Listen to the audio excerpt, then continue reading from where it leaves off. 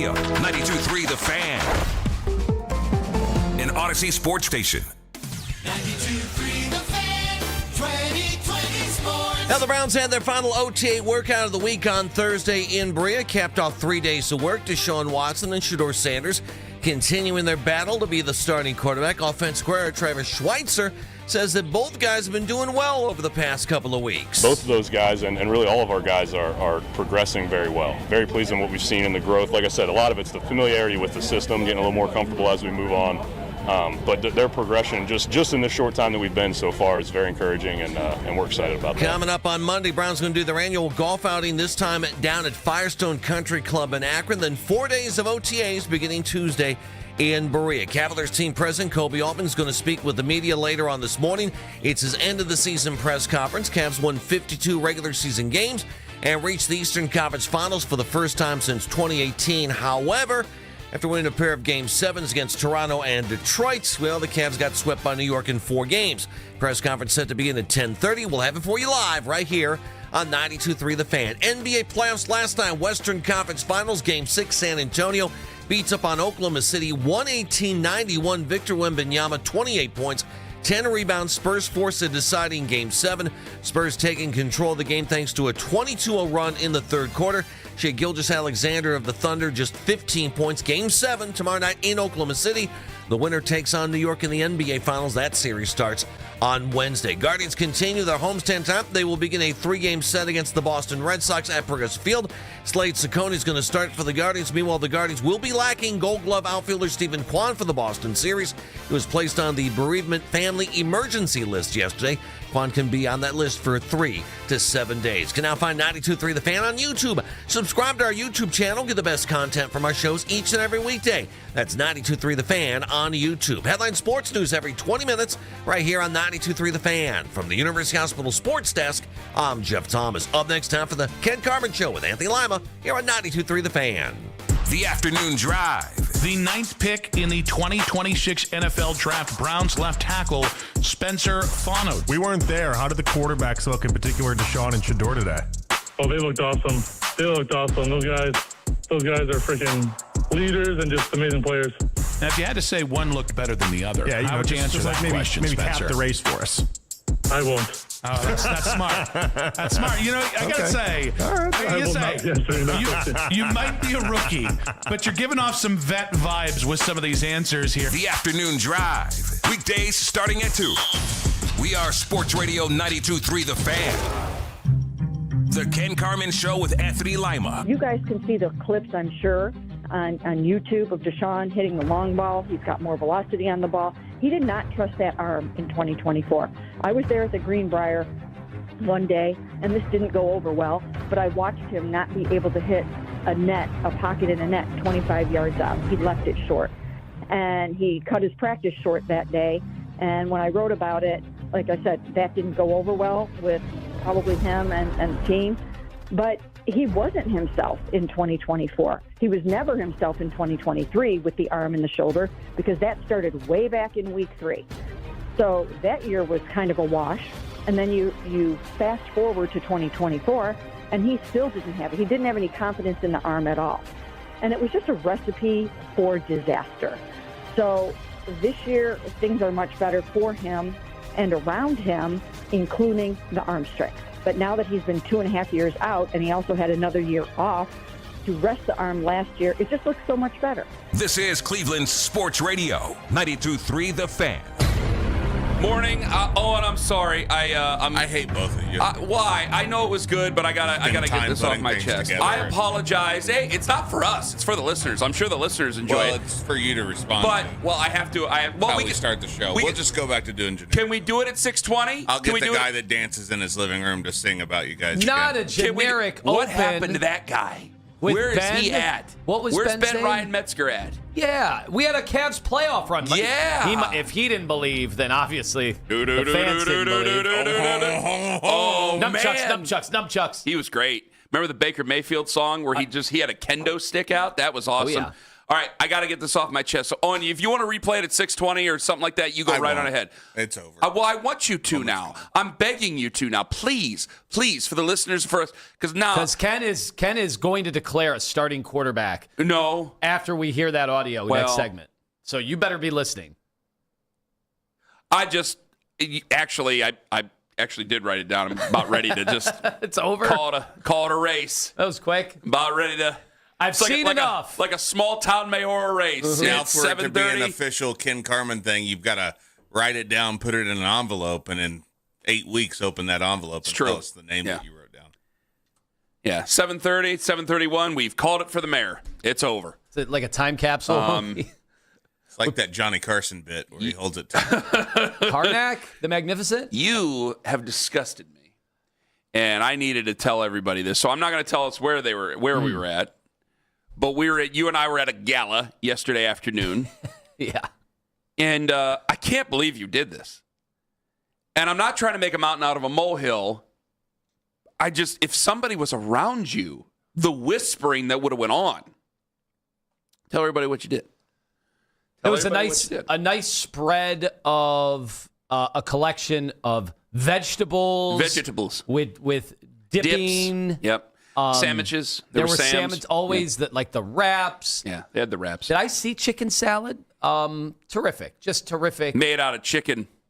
It was a terrific get together that we were with.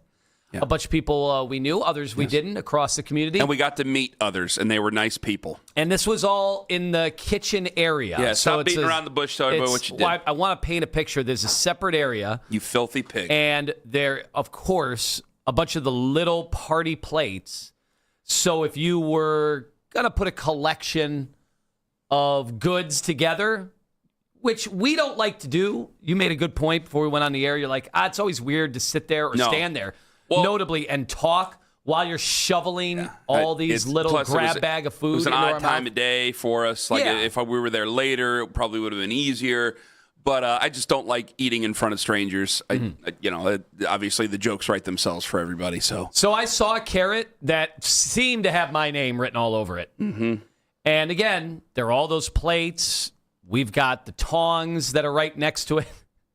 I call them tweezers. I want to bring you guys in on this too. Mm-hmm. John and Owen as well. Continue. I just went up, saw a carrot, took it, dipped it, put it in my mouth. You put it in your mouth. The whole you thing. Grabbed it with your hand. Yes.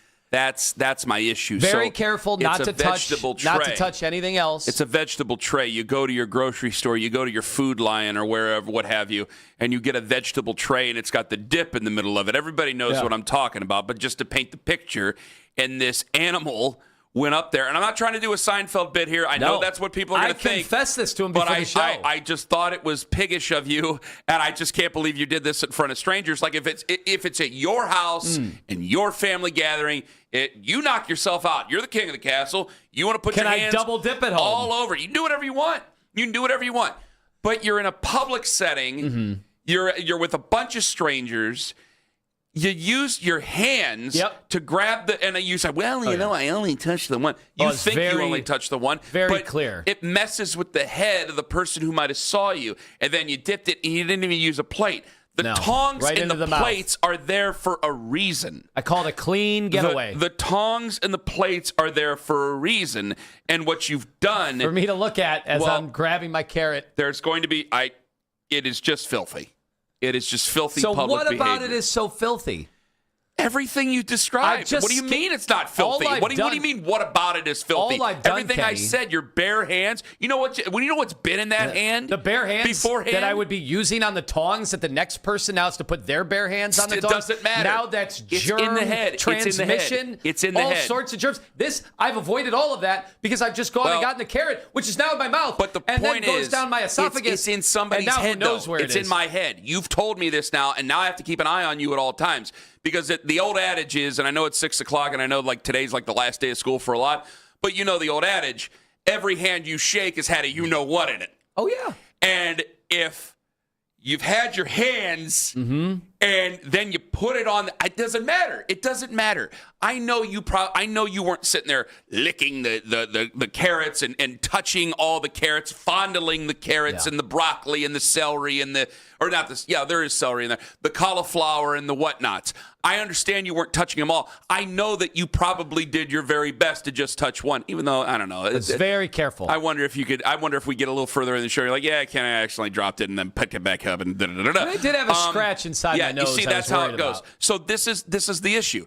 If I saw him, I'd be mortally disgusted. But just because there's tongs there, it makes me feel better. You are right. It's the whole reason people sit there and go, Ken, you fat pig, go to the buffet, go stuff your fat chops in the buffet. And I go, guys, yes, I am obviously obese, but I don't like to go to buffets. I don't like buffets, and that's the reason. I don't like to touch the tongs. I don't like to touch the scoops. I don't like to touch those things. I'll shake a person's hand because nothing human disgusts me, but I know if it's been around my food, I don't care for it. Yes, you so could I don't bring like your buffets. own tongs from home if you really want. If you did, but then again, I'd probably be like Bob from What About Bob? So just because your hand is there, my mind starts to play tricks on me. You can't put your hands on there. It's really gross. It's really gross. You should have used the tongs, and you should have used a plate.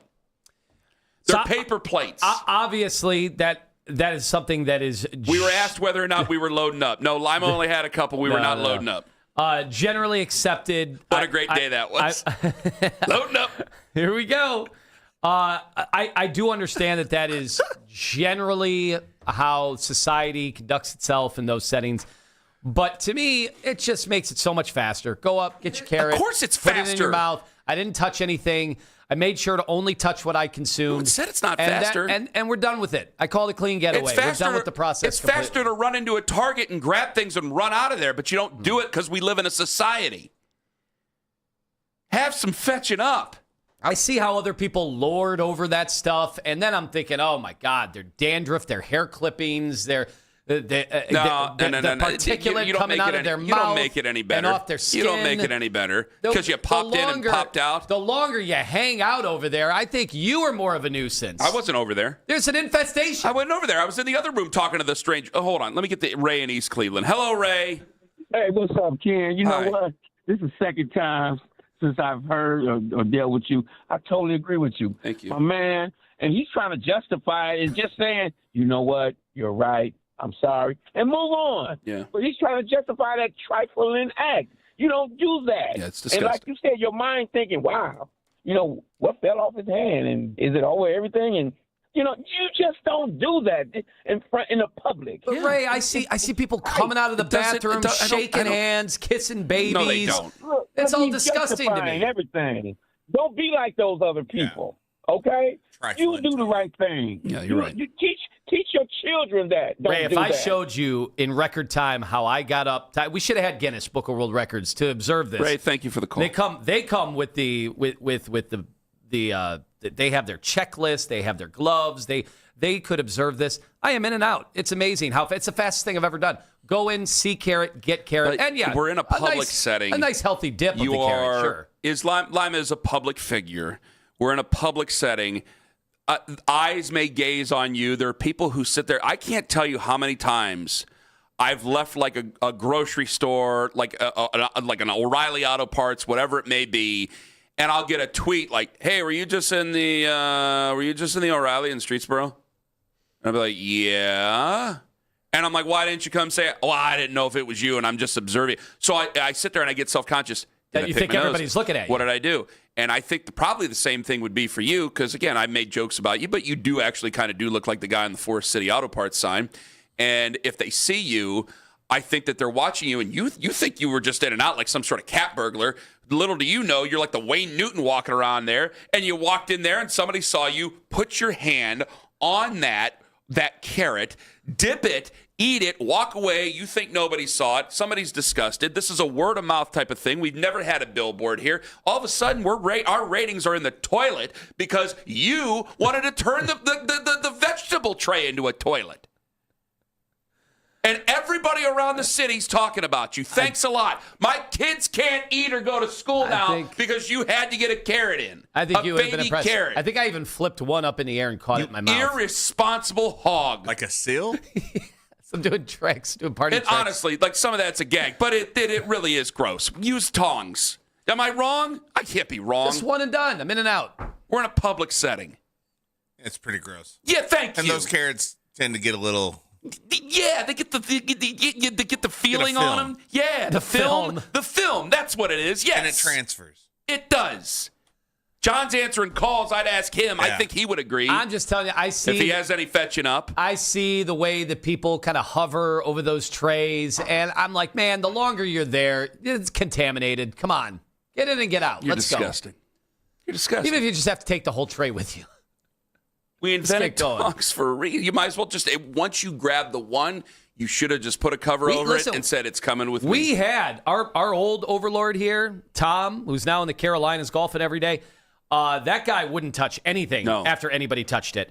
He was the Mark Summers. It was double dare every day. What you what you might as well have done? You might as well have got a cat out of a garage in the parking garage and brought it on in.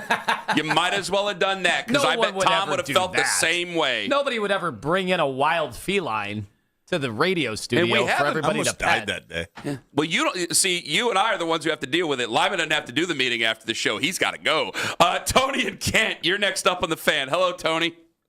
Morning, gentlemen. Hi. I'm from an era where you drank water from the hose out back, and you're from the bubonic plague. Yeah, I think COVID did this to us. Like, if we all use the restroom, but if you see somebody come out of the bathroom and go straight to the kitchen and make your food, you got a problem with it. When I was younger working in restaurants, we didn't have gloves, we didn't have hair nets, none of that stuff.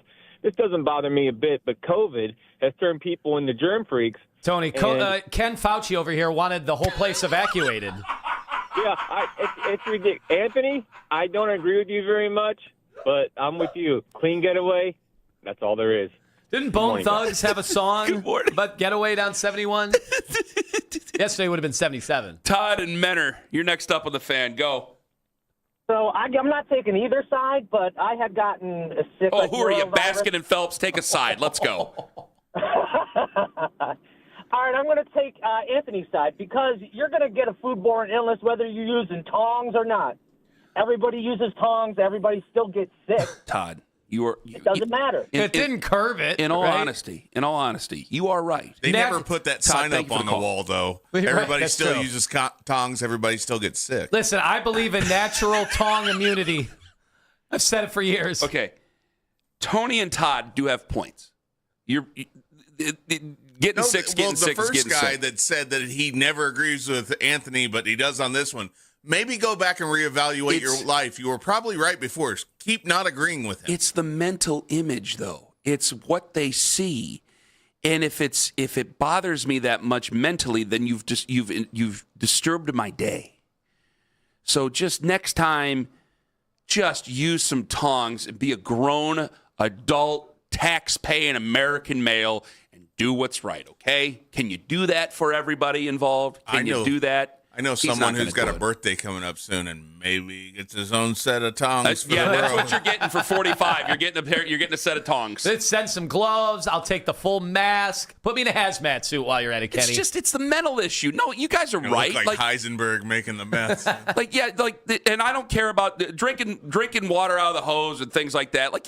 You got to do some living. I'm not saying we all have to be 6 feet apart all the time. Just saying, there's a mental image to it, and the mental image is disgusting. It's absolutely gross. You might as well eat your breakfast on the can in the morning, which my buddy's dad did growing up. And I walked in on it one day. Yummy, yum, everybody. All right, coming up, I swear to God, coming up at 8:20, Daryl Ryder going to join us on the show. All right, we got to get down to it. I'm beating around the bush. Lima wants to go after those going after the media, and I gotta ask you guys a question. Are you ready to call the race? Because it seems to be decidedly going one man's way. Ken Carman, Anthony Lima, take us with you to work on the free Odyssey app.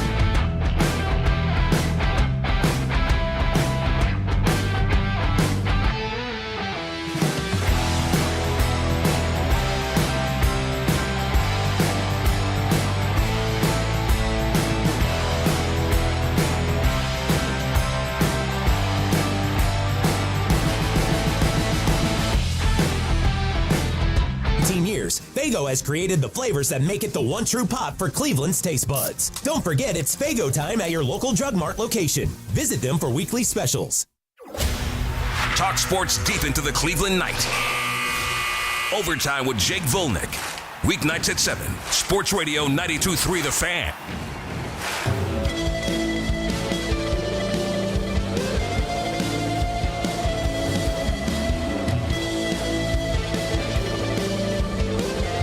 Lima wants to go after those going after the media after yesterday. Go right on ahead, Tone. Amazing. It's been an amazing camp. What you saw, Cam Justice. So, Main Justice. Cam, Daryl. Does Mary Kay really do the video, or does she have her underlings? I'm sure they're not underlings, they're photographers. I'm sure that they took it. But Cam had a 2.5 minute long video. I watched that about what Deshaun Watson's passes. Yeah. Now, can I just say this real quick? I'm not trying to bust stones here. I'm not trying to be nasty about it. If he ends up being good, guys, let me just say it. I'm interested in winning. If he ends up getting the job and he wins, we'll have discussions. I know what Jonathan said. I'm very much at arm's length. I mean, you got to go out there, and we've always said there's physical prowess. He's going to physically look good, but these are accurate footballs that he was throwing in these camps. For what it's worth. They look like good balls that he was throwing there. So that being said, there was like a 2.5 minute video that Cam Justice and News 5 put out of Deshaun Watson throwing the ball, quarterbacks throwing the ball. Go right on ahead with what you wanted to observe. Can we cease and desist? You guys are falling for this again. I'm not falling for it. This show is not falling for anything, guys. There's nobody on defense going against him. We got to see what he does when there's defenses trying to take people's heads off out here. I haven't sent one tweet about minicamp. 7-win team. I will not send one tweet about minicamp. Hey, 7-win team. It's nice to see Denzel Boston. Better than 5-win team, 7-win team. Having a physical prowess about. But even then, even if everybody's like, oh, this guy looks good. Okay, let's see when we actually get into normal football stuff. We're not falling for it. That doesn't mean... we got to stop taking things and taking them to the umpteenth degree here. Of all the things, if I were to have an entire scale, right? A linear scale. That was rich coming from me. Of the stuff that matters and the stuff that doesn't during a football season. Like, Kenny, you would say throws in the playoffs or an AFC championship game. That is way over to the right of the scale of stuff that matters. I'd be like, whoa, Deshaun Watson to the Drake May pass in the snow. And it's an AFC championship game and we're 2 minutes away from going to the Super Bowl. I'm going to grade that 99 to 100 out of 100, okay? Then, all right, let's say wild card game. We're up. It's, of course, us versus Houston. Why wouldn't it be in the wild card matchup? And that'd be some. And, hey, thread the needle on third down. Watson is able to hit Harold Fannin over the middle of the field. All right, that's a 92 out of 100. Let's go to week 16. We're jockeying for position. We're fighting for our playoff lives. And it's a seam route. And all right, that's an 88. That's an 85. Do you get where I'm coming from? Yeah, I get you. All right, now let's go to all the way preseason game number 3. In the old days, that used to be the dress rehearsal. The dress rehearsal. Yep. All right, that's like 45 out of 100. Mm-hmm. Kenny, the joint practice. Do we have the Buffalo Bills this year in the joint practice? I see some big throws and then a skirmish breaks out right afterwards. And we talk about how physical and we had to actually have it feel like a real NFL football game. All right, that's like a 35. Guys, mini camp in May. Are they wearing pads, Kenny? What are they wearing? Well, they might have some shells on. Okay. But I don't think so. Is there a just pass jerseys rush? And shorts, compression shorts and the whatnot? Not really. In the Cam video that you saw? No. In the Cam video? No. We're throwing the ball. Just throwing it. Guys, running routes. This is a 5 on a scale of 1 to 100. This show is not going to overreact to a 5 out of 100 on the scale of things that matter. I want to retract what I said about we got to stop taking things to the upteenth degree. I'm still the same person who got freaked out over how Mike Rutenberg answered questions yesterday. So Fair enough. I stand down. I apologize before I start getting the nasty tweets. You guys are right. So go right on ahead. So if you are spending your time Was it 75 and sunny yesterday in Cleveland? It was nice. Well, it was like 66. Was this one of the degrees. Was this one of the 40? Got to bump that up too. In Berea, it might have been a little warmer than it was where we were. Okay, so this was one of the now famous Jason Nicholas 40 days of great weather. 45 days that of great you weather. get the entire year. We were at least on the edge of it. Yeah. We were on the edge. If you spent your day yesterday analyzing that video and then yelling at Daryl Ryder, at Cam Justice, Mary Kay Cabot, Zach Jackson. Well, you should yell at Zach every day. I have no Zach problem with deserves that. the hate. He deserves it. Yeah. But if you are doing that on a day like yesterday and going, you're lying, show the Shador touchdown. You're lying. He had 3, not 2. This might not be the sport for you.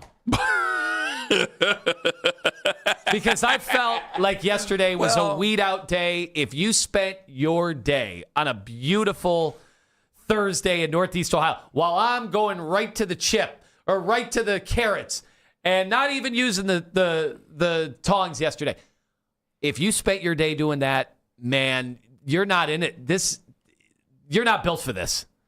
Because this is only going to get worse. I saw the video. I didn't see any of the responses. I didn't see any of it. All social media responses are brought to you by Shivan Jewelers, Cleveland's premier jewelry store. 6:31 and 29 seconds. See, I think that there are a lot of Browns fans who they're not. We're trying to split the internet and reality here at all times. And I think that this is one of the things that does annoy people about the quarterback competition, whatever we want to call it at this point, because I'm ready to declare something else here. That there's this big nastiness over the quarterbacks and who could win and who could be the starting quarterback for this Cleveland Browns football team. I can't deny reality. Like the amount of people who are saying that Deshaun Watson is in the lead, and part of it is a confirmation bias because we said in January, February when this started really being talked about that if he's the veteran and he's been around for a decade and he's played at a high level before and he's physically healthy again. How could he not be in the lead? How could he not have the inside track to win the job? So part of it is confirmation bias, and it's just like, hey, but part of it is common sense. I don't need to get mad over all this. It's something that, I think we'll have, I think it's a 7-win football team, and I'd rather have conversations about Shador because I think he's closer to the future of this franchise than what Deshaun Watson is. But I can't sit here and entertain calling people liars over this is video evidence. These are good footballs. These are good footballs being thrown. And we also are fully aware. I can't deny the truth, guys. And we're also fully aware that if all of a sudden a team like Seattle, if you're playing the Seahawks, who won the Super Bowl last year, disguising everything at the line of scrimmage, that it's probably not going to be as easy for Watson or any quarterback in the NFL to go up to the line of scrimmage and make the throws that they're making. So, hey, good that he's doing it. Looks to be getting back to his athleticism. Who knows if it'll ever be what it was in Houston? Probably not. But it's all based on training or on mini camp OTA stuff. Where you're not allowed to breathe on the quarterback, No. and if you do, you get escorted from the premises. And the issue is that I think that if they're still, and I want to ask Daryl about this, if they're still kind of on that timeline, because at first it was when Todd Monken got the job, it's like, hey, we really want to have somebody set up by training camp, and now it's kind of been a little wishy-washy. Didn't you notice that too? I agree with you. Yeah, it's been a little wishy-washy. Which maybe that's good if you're a Shador person. If you're Shador first, that should definitely be a thing for the folks who are Shadorians who definitely want him to be the starter. That should be in the back of your head. However, I do think that the best laid plans there for Todd Monken is to have a guy, because you want to hit training camp, you want to hit the ground running.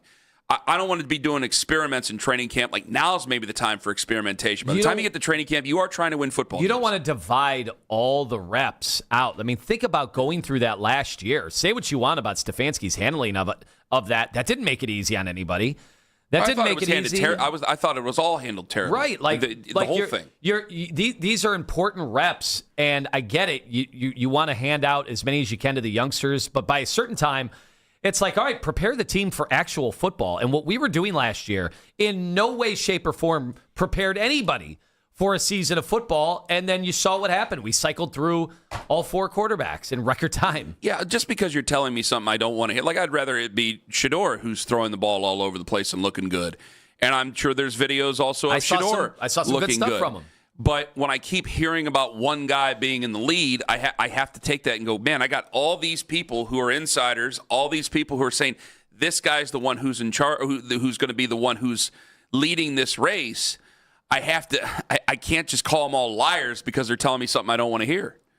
Just because they're telling me something I don't want to agree with. I have to take the truth of the matter. There's been plenty of times I've had to accept harsh truths over things that I didn't want to have happen over the Cleveland Browns. Most of it's been negative. If he's better and more apt to go, like, we got to go try to win football games. I don't know what the future of some of these players are. I know we had big conversations about it yesterday with one in particular. I'm going to operate as if he's on this football team, and if he's on this football team, then you got to go out and you got to try to win. And that means that you're probably going to give the inside track to the veteran there. And if he goes out there and he sucks up the room, and Shedeur comes in and looks good, yeah, I think that they deserve every bit of criticism coming after him, because what were they missing in there? How did they get hoodwinked? How did they get fooled again by 6'3" and big, strong, and all that other stuff that just doesn't translate to when defenses are actually trying to go out there to decapitate people? See, that's where that criticism will lie. So we'll find out. But I'm not going to call you a liar or anybody else a liar. That's a strong thing to say. I'll say you're lying to yourself. If you flat out did lie, I'll say you're a liar. But the lying stuff, it's just nonsense to me. Cam Justice has no reason to be lying. Daryl has no reason to be lying. Jason, as much as I've screamed in his face, and Zach, as much as I screamed it, and I do think Zach kind of plays around with the people reading him on Twitter every now and then. I mean, the Brendan Sorsby thing that should be framed and put up on the wall. I don't think that I'm not going to call them liars. Not liars. That's a strong thing to say. 216-474-0092. It is distressing. I'd like to see the young guy. I'd like to see the guy who's fun, for me, way more fun to talk about. I think for you, way more fun to talk about. I'd rather him be in the lead, but it looks as if he's not in the lead. I'm not ready to call the race yet, but maybe that's just me being in denial. And if I'm in denial, I'm not going to call somebody else a liar over it. Coming up at 8:20, Daryl Ryder going to join us on the show. Coming up in 5 minutes, I was sort of in, but all it took was one Instagram story, and I am back all the way in on bringing our legend back. Ken Carman, Anthony Lima, coming in hot, 9:45 on The Fan.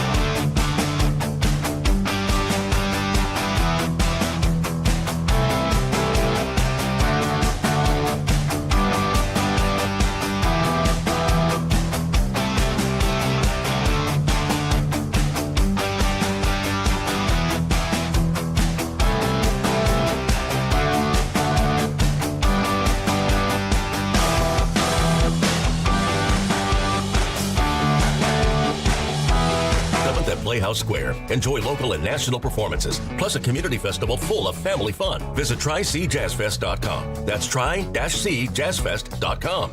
Sign up to be a part of the fan club. Download the free Odyssey app and follow 92.3 The Fan to get all of the best audio and best stories sent straight to your inbox. 92.3thefan.com. Could a salary cap floor or a salary floor in baseball actually hurt the Guardians? I never thought of it, but one guy on this show did, and he'll try to explain that to us coming up at 8:01 this morning before Daryl joins us at 8:22 this morning. The dangerous one I want to ask him, is the QB race decided? Could Deshaun Watson be on the comeback trail, or is Daryl not going to be fooled again? That coming up at 8:22 this morning. Well, I was already in, but I thought that it was going to be difficult, and now I know he's playing with my emotions. But you know what? I get emotional over a lot of things, and I've gotten emotional over some things that just seem to be a waste of time. I got people who are yelling at us about and I wanted them to. I invited it. We had some people yelling at us over the Miles stuff yesterday, and I go, hey, don't blame me. Blame the Cavs. We should have been getting ready for Game 6, but they got swept right on out of the playoffs by the Knicks. So we all of a sudden pay attention to Myles Garrett again and all the other things. I'm an emotional person, and I got emotional when I saw the LeBron James Instagram story of the highlight of him with the Cavaliers, the old throwback clip of him with the Cavs. And now I'm going, let's bring him back. Let's wake up the echoes and let's do it. I was always like, yeah, I'll take LeBron back. That's fine. I think there was one time 2 years ago where I'm like, but the arguments that I've heard so many times, they're old arguments. They don't work anymore. The drama stuff, there's no point of the drama stuff anymore. I don't think that he becomes the GM of the team anymore. He's just not. If he comes back, he's not going to be here long enough. So there's always like, oh, you got to do LeBron's bidding. Do you? If he's on a retirement tour, I know it's awkward because you're trying to win a championship. So we're going over a guy's history while we're trying to go out and accomplish something great. So that would be weird. If he were to, because I think if he's coming back, it's not with no intention to not retire. I think that he comes back and it's like, okay, at the end of this season, this is my last year. This will be the final season. And I think it will be kind of awkward at times, some nights. I think he'll get weird gifts from certain cities and we'll go over them the next morning and things like that. But you are trying to do something incredible while you are also honoring a great career. That pointed out, the typical drama and the stuff that we've argued about now for the last 20 years when it comes to LeBron, I think that goes out the window. There might be fresh arguments there, but when I saw the clip, I know that he still has lift. I know that there will be game management here. I know we were going to be excited about the playoffs and the playoffs only with the guy, and that brings in a regular season excitement because if you have the guy, then we can see some of the things that happened during the regular season and the retirement tour. But it did. It got me going again, and I'm going, okay, let's see what we can do to make this happen. Because I just don't think that this team is going to be together how it is for very much longer regardless. If they don't get LeBron back, like there's plenty of good reasons Jason Lloyd shared with us yesterday why LeBron would not come back to Cleveland. But I think if he wanted to come back, there's plenty of great reasons and some good basketball left to give us a chance to win a championship, Tone. Well, okay, a lot of mixed emotions here because obviously I think the Cavs are never in a world where they should say no to LeBron James based on also how LeBron looked this year in the playoffs. Like, yeah, he's at this stage, he's going to have ups and downs, but he still looked like a borderline top 15 player in the playoffs, which is crazy. In the regular season, he's gonna have games where he looks like he doesn't even belong in the league. Like, believe it or not, like that's me saying that about LeBron. Like, he's gonna have games like that, but I don't care because you guys have all told me in this city the regular season doesn't mean anything anyway. So, at the very least, like let's give the fans of Northeast Ohio, especially a place where LeBron, with many of you, is on hallowed grounds, is on another level. Like, none of you would have said in the 60s, none of you, if there would ever been an era, because we know that Jim Brown walked away from the game still borderline in his prime or falling out of his prime. 9 years in, I think he was still in his prime. Yeah, nobody here would have been like, I don't want any more Jim Brown. Like, and a guy that makes news. With the way the league was back in the day, yeah, you needed more Jim Brown. Yes, yeah, yes. Like, and by the way, there was drama with Jim Brown. Let's not act like it was just on the field stuff. But nobody would have said, I don't want that. I don't want that on my team. So obviously there's a business element to having LeBron in his final year. Like season ticket holders are going to be like, yes, please. Yes. Can I actually sell games to fans from all over the world and get my money back and actually have this be a good investment? And then I get to take my grandchildren to see LeBron in his final year. Nobody realistically is saying no to that. You can act like, oh, he left us twice. I'm not going to be a certain word that people bring up all the time. You're just lying. Like your kids and grandkids would absolutely love to see LeBron James at his final year because I saw how it worked with Kobe. I saw exactly how that worked with Kobe Bryant, and nobody was like, that was a terrible year for the Lakers. Well, I can't claim I would. I know I haven't been to a Cavs game in person in a very, very, how very, many very, you very going long if time. all of a sudden you know it's LeBron's I would have to find a way year. to go to a Cavs game. I did it for Peyton Manning. I did it for Tom Brady. I did it for Deion Sanders. I've done it for a lot of players that I loved. I would do it for LeBron. Yeah. And as a 40-year-old man, I would do it for LeBron. And it's not like you're getting final year Akeem Olajuwon out of this. Like you're getting somebody who still has moments, even in the playoffs, of being able to dial up old LeBron. It's not going to be as frequent. Right? And the highs aren't going to look like the highs of LeBron. Okay, that's how many years ago? Mm-hmm. But he's still very good. And, I'm listening to Jason Timpf does an excellent job. I think he's on The Volume with Colin Cowherd. And he was on the afternoon show yesterday. And he's basically, you're just not good enough. And if you're in the camp that the Cavs aren't good enough, basically no matter what they do outside of going and getting Giannis. We got a very interesting question we're about to set up here. I know that he said that. I know that what Scalabrini said it yesterday, too. A lot of people saying, guys, you just aren't good enough. You stop making excuses. All right, well, you got a bunch of different options here. All right, Giannis is out there. LeBron is out there. It's been a weird week. We lost at the beginning of the week. The Western Conference Finals is still going on. The San Antonio won yesterday or last night, so they're going to have a Game 7. And I think a lot of us are going to check out of the NBA Finals. You won't. Some other people won't, but a lot of people will probably check out of the NBA Finals. Well, the Knicks, the ratings will be through the roof. The Knicks are in it. They're going to be huge. But I think you're going to hear about it like you heard about the World Series ratings. I think here some people, even myself, even to some degree, might have to let some air out from under the collar with how the season has gone. I just kind of want to know: are you willing to give up on the future for the now? Because I've got some pushback yesterday, and I love it. I love the conversation. That, hey, we really got to examine whether or not we need to get rid of Evan Mobley to bring in Giannis, or we need to get rid of Donovan Mitchell to bring in some of this stuff. Now, a month ago, saying you were getting rid of Donovan Mitchell over Evan Mobley, I know the guy's eating nuggets on the thing, is heresy. It would have been seen as something you just can't say. Now I think that everything's up for grabs. So I kind of want to know, like, we keep bringing up future. That was the whole reason that anybody who was against the trade with Darius Garland, that was reason number one. You got significantly older. Are you ready to give up on the future? Evan Mobley's part of the future. He's 24 years old. The reason you would hold on to him is you believe that he would blossom. You got a lot of older guys. Donovan's turning 30 for crying out loud. So are you willing to give up on the future for the now to take your best run at a championship with LeBron? With LeBron James. I know Giannis is a conversation. Tom Haberstroh talked about it yesterday, but I want to know with LeBron. 216-474-0092. I want to know without Donovan Mitchell or without Evan Mobley. Are you willing to let Evan Mobley? It's a better question even without Evan Mobley because you got the over-the-hill gang and James. How old's Jared Allen? Isn't that old, but you got a 30-year-old, a 37-year-old, a 41-year-old on that starting five. Like, you got an old basketball team on that team. You either got to do it now or you're not going to do it, and then we really will go and break this thing up going into 2027. But or 2027, 2028. As you're going to find out, this is an agonizing, weird spot to be in, yet still be relevant and good. Yeah. That you're a top. Yeah, I know they were in the Final Four. I didn't think they were the fourth best team. They probably will end the season as like the seventh best team in the NBA. There are so many teams that would do anything they could. They could move heaven and earth. Sacramento Kings, the Washington Wizards, like the Brooklyn Nets. They would do anything they could to get to the Chicago Bulls would do anything they could to get to where the Cavs just got.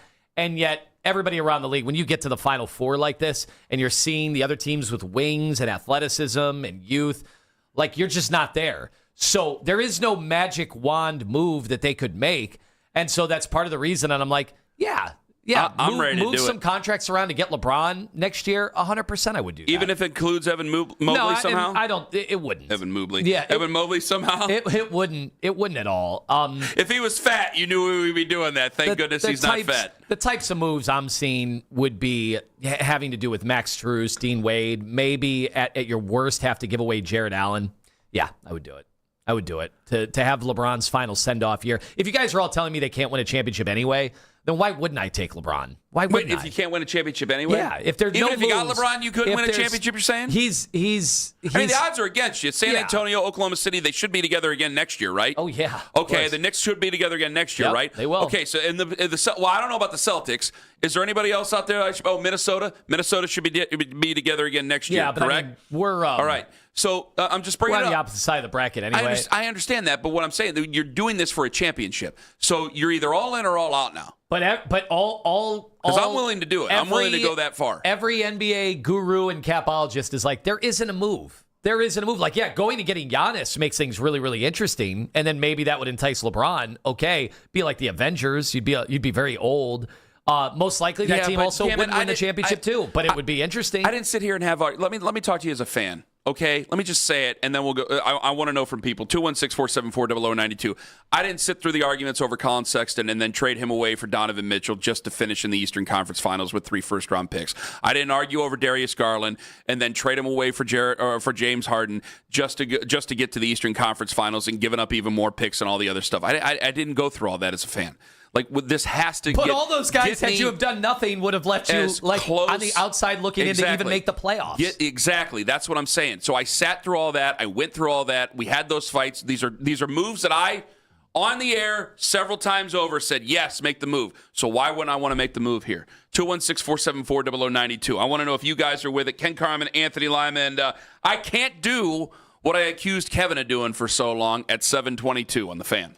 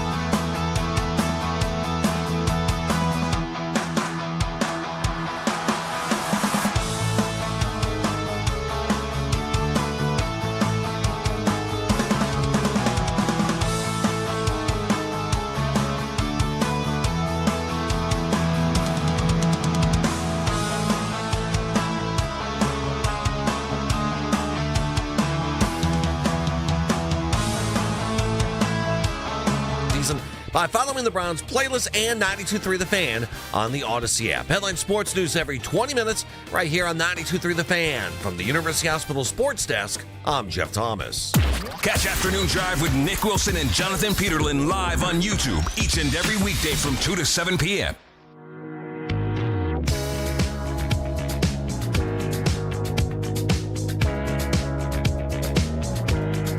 I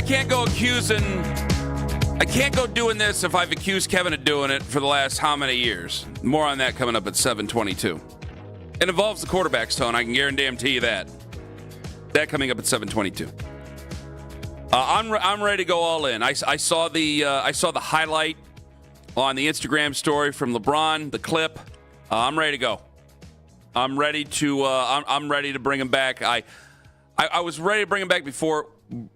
I'm just bringing it up now that bringing him back now obliterates any sort of part of the future of what you have. Any Cavs conversation brought to you by the fine folks at Surfside Hard Iced Tea. I ask you to please enjoy Surfside Hard Iced Tea responsibly. Like, I'm willing to, I keep saying the term torpedo the season, I'm willing to just send the next 5 years after this coming season into the sun to try to win a championship this year if it meant bringing LeBron back, giving us our best chance to do it. Because, we keep bringing up in the quarterback stuff. Can I just make a comparison real quick? I keep going, guys, you can't just keep calling all these insiders liars.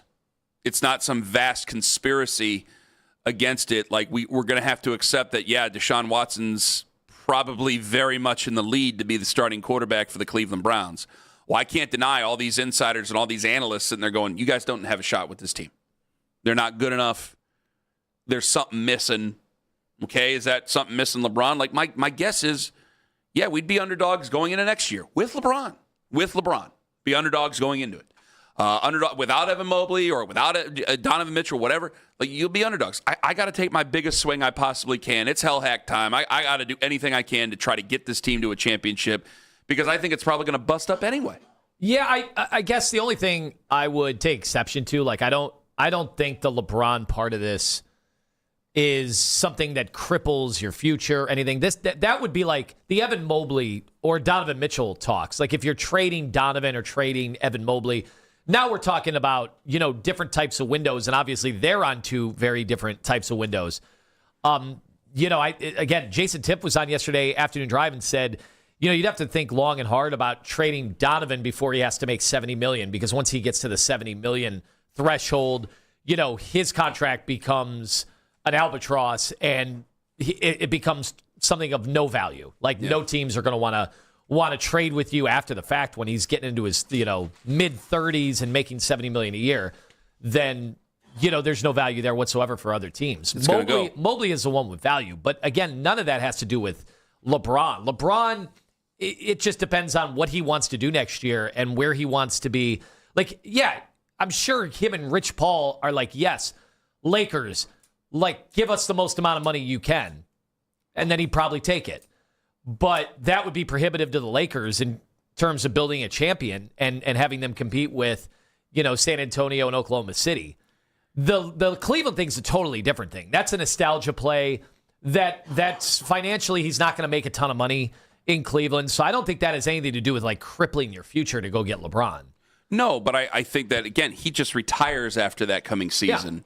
And then we have to figure out what we're going to do with all the other pieces. Like you said, Donovan, everything else. That's why I'm saying it gets broken up, and then that's it, and we all go our merry way. And hopefully we go with a championship, or we get to it as we get closer than getting swept in the Eastern Conference Finals. Here is Jason Timpf yesterday on the station about the Cavs having to admit themselves a very hard truth. You can't have a massive albatross contract, and you have to have draft compensation waiting. And that's where I think, kind of capitalizing on Donovan is the right path, because it will both keep you flush with assets and flexible financially. And I understand the idea is, well, we got that guy. It's Donovan, right? And that's where I would just admit the self-awareness to admit, actually, he's not. Donovan's not good enough. I personally just frankly, and I'm curious to hear what you guys would think about this, I'd personally rather have Kyrie than Donovan. I just think Kyrie is a more reliable, playoff player when he's healthy. So, just on a very basic level, it's about accepting that Donovan's just not good enough. As the number one? Well, Who says that? No, I don't mean to bog it down with that, but that bothered me. I think his messaging is just that Donovan isn't a number one on a playoff team trying to win a championship. Yeah, but the Kyrie thing bothers me, though. The hard part of that is, and Kyrie's not either. Obviously, that was proven in his prime when he was with Boston. The hard part about this is how many guys in the league are there? This isn't the NFL where Sam Darnold can win the Super Bowl. Like in the NBA right now, how many guys are considered number ones on a championship team? And Four. You got to throw out like Steph Curry isn't really anymore. Okay, people think Giannis might not be anymore. Kawhi was one, years ago, but probably isn't anymore. So if we're going by that, then what are 26 teams supposed to just tear down every year until they find that guy? Like, that just doesn't happen. You have to still conduct business. You have to still try to put together a team. People did not think Jalen Brunson was, and we'll find out. I put a question mark next to his name. I just wrote it down. If the Knicks go out there and lose in 5 games, are we just going to say, well, the Knicks are hopeless? What are the Knicks going to do? I bet a lot of people would. I got to be honest with you. Here's Brian Scalabrine on FanDuel TV. He says flat out he doesn't believe in the Cavs. He's very critical of them. When they were down 22, I was actually standing up with the remote about to go to bed. Like, one more bucket, I'm out of here, right? But I did say to myself, like, that didn't look like the Knicks team. So everyone's like, oh, man, we blew game 1. Like, I actually would have got back on radio and said, I take the Knicks in 5. Like, to me, it didn't look anywhere close. Even when they were down 22, I was saying, oh, the Knicks are definitely going to be fine. I don't believe in the Cavs. I just don't. I don't believe that they have the it factor to win. Look out. Like, where do you rank them in Oklahoma City, Spurs, Knicks, Cavs? Like, they are way down there. I just can't imagine that they're anywhere near a championship. Plus, they have a payroll higher than anybody else in the NBA. They just don't have the it factor. They say it bothers me, but I can't call everybody saying it idiots if they all keep saying it. I understand that the whole. Yeah, your buddies are all jumping off the bridge. That mean you're going to do it too? Yeah, but if Brian Scalabrine knows basketball, knows the NBA, it does put the words together well, and he's honest about it. And that makes me go, hey, we got to pull out all the stops. We've been pulling out the stops before. When you're giving up a bunch of draft picks for Donovan Mitchell, man, you're pulling out the stops, but there's still stop signs in there. It's like, they got to go. 24-year-old Evan Mobley, I don't care. We got to figure out a way. Like, everything's got to be on the deck for this basketball team, because I can't stand to hear that all these controversial moves that we've made. And by the way, maybe we should be pointing our anger at Kobe Altman over all this. I'm coughing. Go ahead. Well, Kobe is somebody. If you look over time, I'm verklempt. Maybe we should point our anger at Kobe Altman over this, but I'll save it for a little bit later on. I think that probably we got to just do everything we possibly can to get as close as we can, because I can't stand hearing about how much further down we are. And it was proven in the playoffs just this week how much further down we are from Oklahoma City and San Antonio and the New York Knicks. Well, you go back to the drafts and you're kind of playing catch up, because when you draft, from Colin Sexton to Darius Garland to Isaac Okoro, compared to what Oklahoma City was drafting at the same time, all, either physical, longer, more athletic, bigger guys that can play on both sides of the ball. Like, you're operating at a deficit over time. And so you have to make a big swing to try to go get Donovan Mitchell. And then when you go get Donovan Mitchell, but you've used up a lot of your assets, a lion's share of your assets. Yeah. And maybe the one thing you could tangibly say, all right, Lauri Markkanen. I've seen a lot of people say, boy, this team will look good with Lauri Markkanen. Okay, how many playoff games has Lauri Markkanen played in? 0. Is he a playoff riser? Is he? What about him on defense in the playoffs? Like, isn't that kind of look like Avdia? Like, you saw him in a playoff setting, and it was nowhere near as good as it was in a regular season. So that's another one-way player who's very skilled offensively. But is that helping you? Like, what the Knicks have kind of shown you, and what we already know about Oklahoma City, and to some extent you're seeing it with San Antonio, is that you can't hide guys in the playoffs. It's tough. The Cavs have a few guys they got to hide. They got to hide, obviously, James Harden. You knew that when you traded for him. But they got to hide Donovan Mitchell. They would have had to hide Darius Garland. Like, there's too many guys you have to hide. And the Knicks, it was Jalen Brunson, although did we abuse Jalen Brunson offensively? No. Karl Anthony Towns, No. Did you abuse him? A little bit. I thought a little bit game 1, and then obviously that went to hell. Real quick, before I go to the phones, Allergies getting you too? I don't know what's going on. Oh my gosh! Yeah, both of us. It was Someone contagious. just like grabbed my windpipe there. Cool Ray in Bedford, you're first up in the fan. Hello. Hey, what's up, guys? Hi, Cool Nice Ray. you guys every day. Yo, man, y'all, listen. A leader is not just being the number one who can score. It's about mentality. Like, have you watched how Wembley? Like, I didn't even really know anything about Wembley. I just thought he was going to be tall and skinny. But do you see how he's commanding the ball when he's walking up down the court? He's asking for the ball. Gildress is asking for the ball. LeBron, when he was here and every team was asking for the ball. Like, leaders ask for the ball. That's what Donovan Mitchell doesn't have. When we traded for Harlan, everybody was saying he's going to play off for Harlan. It should never been that. It should always everybody. Cool Ray, is this a bit? Wembley, You Harlan? said Wembley and Harlan. Now, I don't mean to take away from it. I understand what you're trying to make, but damn, Sam, you're killing me here. But then when you bring marketing, you got to understand too. He got that one right. Got marketing right. Listen, it's the teams make playoffs. Like, marketing is never number one. He's not going to be a number one. But when every team had their deficiencies. Every player has their deficiencies. But the problem is Doncic with the Mavs, yeah. But when you're Donovan Mitchell and you're in Cleveland, Ohio, and the city has embraced you and loves you, and we watch you disappear, you got more 19, 20-point games than most number ones in the league. Like, you have to demand the ball. Everybody knows to be everybody. But Corey, how many guys in the league are there that you are bringing up? Because Donovan Mitchell has had monstrous playoff games, right? Might be starting to deteriorate a little bit over time, right? He's going to be 30. He's losing some of that burst. But how many guys are there? But you're talking about scoring points. We're talking about leadership. We're talking about demanding the ball on every play. Everybody sees Wembley throwing his hands up. Give me the ball. Give me the ball. Kobe did it. LeBron did it. Steph did it. Like, we all see it. We don't see that. You're mentioning like top 15, top 10, and top 2 players in NBA history. We're mentioning leaders of the team. You're trying to take something and go, oh, because they did this in their career. We're talking about the number one option and the franchise player, because that's what Donovan is. That is his measuring stick. He has to start demanding and commanding the ball. Everybody in the arena should know everything's going to go through him, even if he's, going to pass the ball off. That's the ones who you see in the playoffs. Look at New York. We all complain about a small point guard. How tall is Brunson?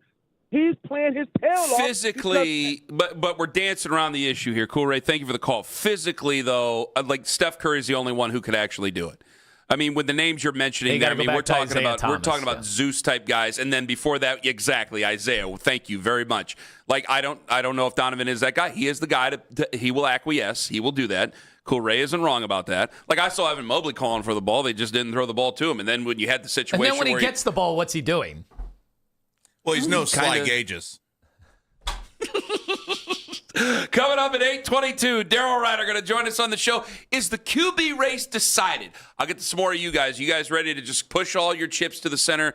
To hell with the future. We got to go all in for the now because you're tired of hearing the trash talk from all the people who are just trying to tell you the truth about this Cavalier basketball team. And I can't go into 2026 doing what I accused Kevin of doing for the last 6 years. I'll tell you what that is coming up in 5 on The Fan. Friends, Ken Carman here for Northeast Ohio Fence and Deck.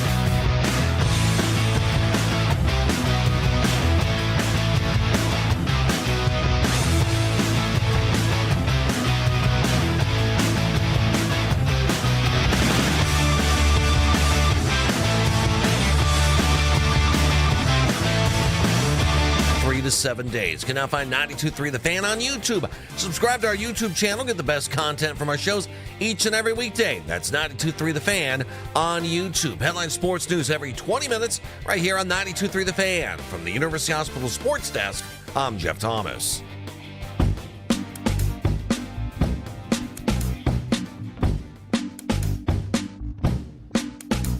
Twitter reactions coming in after Corey's call. Ryan tweets us. How many number one franchise players are there in the NBA today? 5, maybe 6? Wembley, Loki, GTA, Riddler, Bronson, Tater. Ken, my girlfriend keeps calling Evan Mobley Evan Mowgli, like the kid from the Jungle Book. I accidentally called him Mobley earlier. Mobley, yeah. Which, if there's ever a video of me playing basketball, you guys got an easy one. Well, for there's you. an absolute marketing opportunity there with certain fast food franchise. It's true. Well, Nick Wilson yesterday, we were texting about It's it. true. Before he brought on Jason Tipp, he said, "Hey, Jason Tipp from Hoobs Tonight."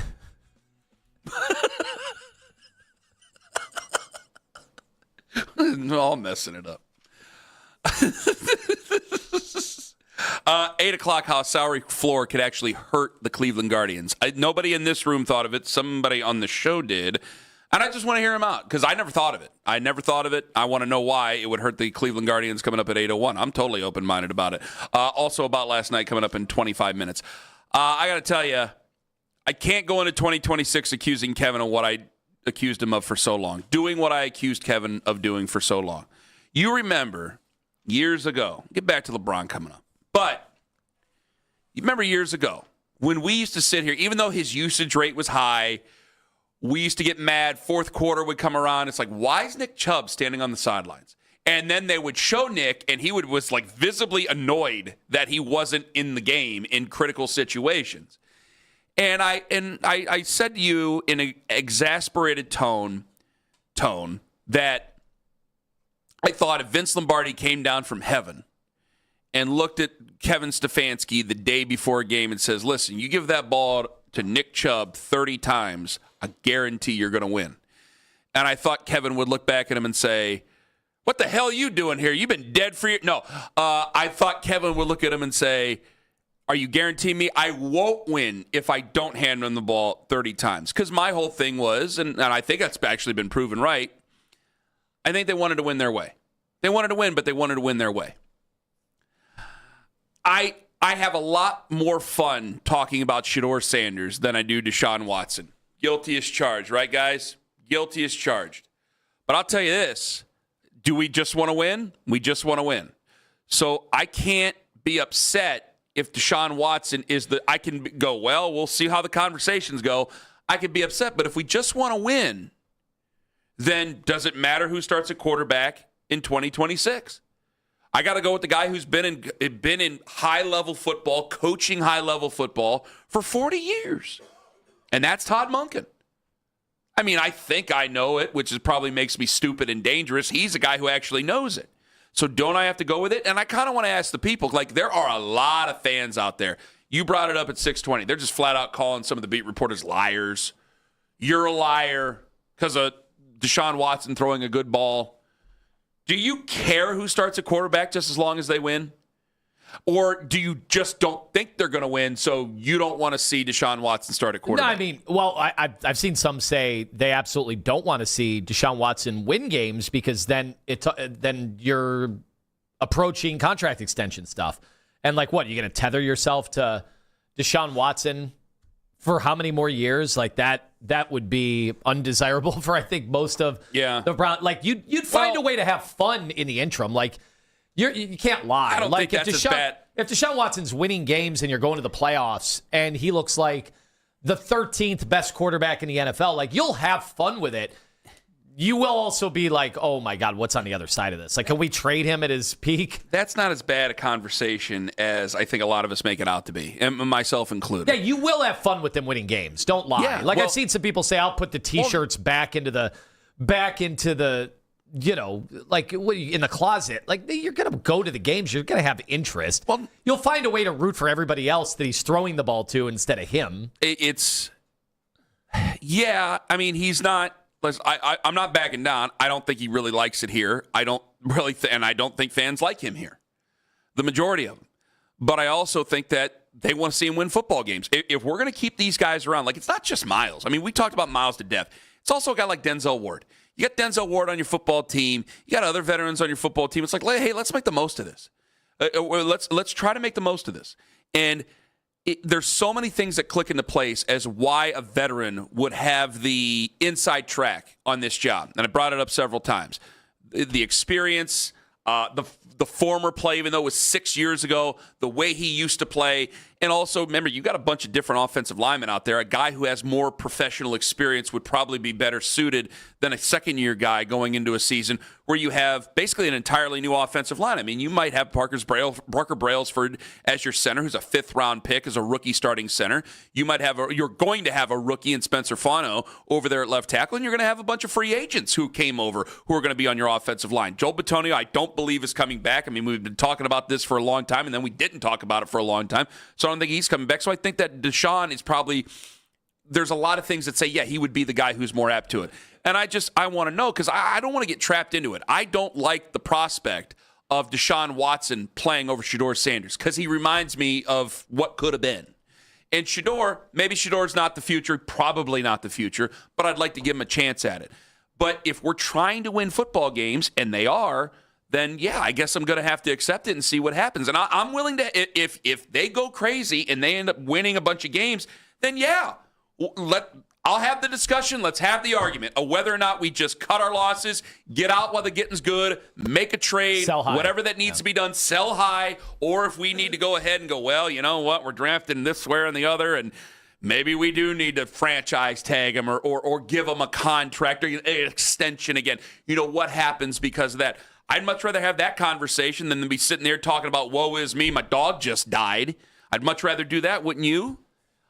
I would. You know, it's funny because you're having this conversation, all those words were coming out of your mouth, and I kept going. You're just watching me talk. You weren't paying attention. I kept going, wait, Deshaun Watson really going to play that well? Is it really that possible? Or is he just better than Shedeur, who, you know, in the end, I don't know. Obviously, he has a very fervent fan base, but, you know, if you ask people around the league, they just assume the Browns are going to have a new quarterback next year. And I still think, but a lot of people would. I still think Shedeur might be better off. I know this will feel like a loss in the short term. I think he would almost be better off having Deshaun win this competition, no matter how you think it's fair, balanced, or not at all, however it's weighted. And then you get to come in, you know, in week 5 or week 6.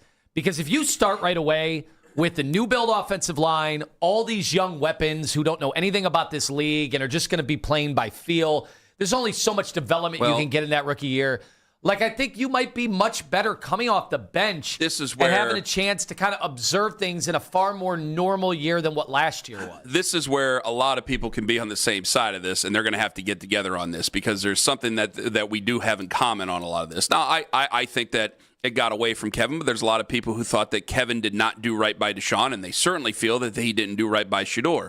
So you may feel that, hey, if the common denominator is Kevin and he's gone, let's see what Deshaun Watson can do. I can't go that far because I think that we've been fooled several times over thinking that this guy's going to be able to get the job done. So my conversation begins with, if he wins the job, fine.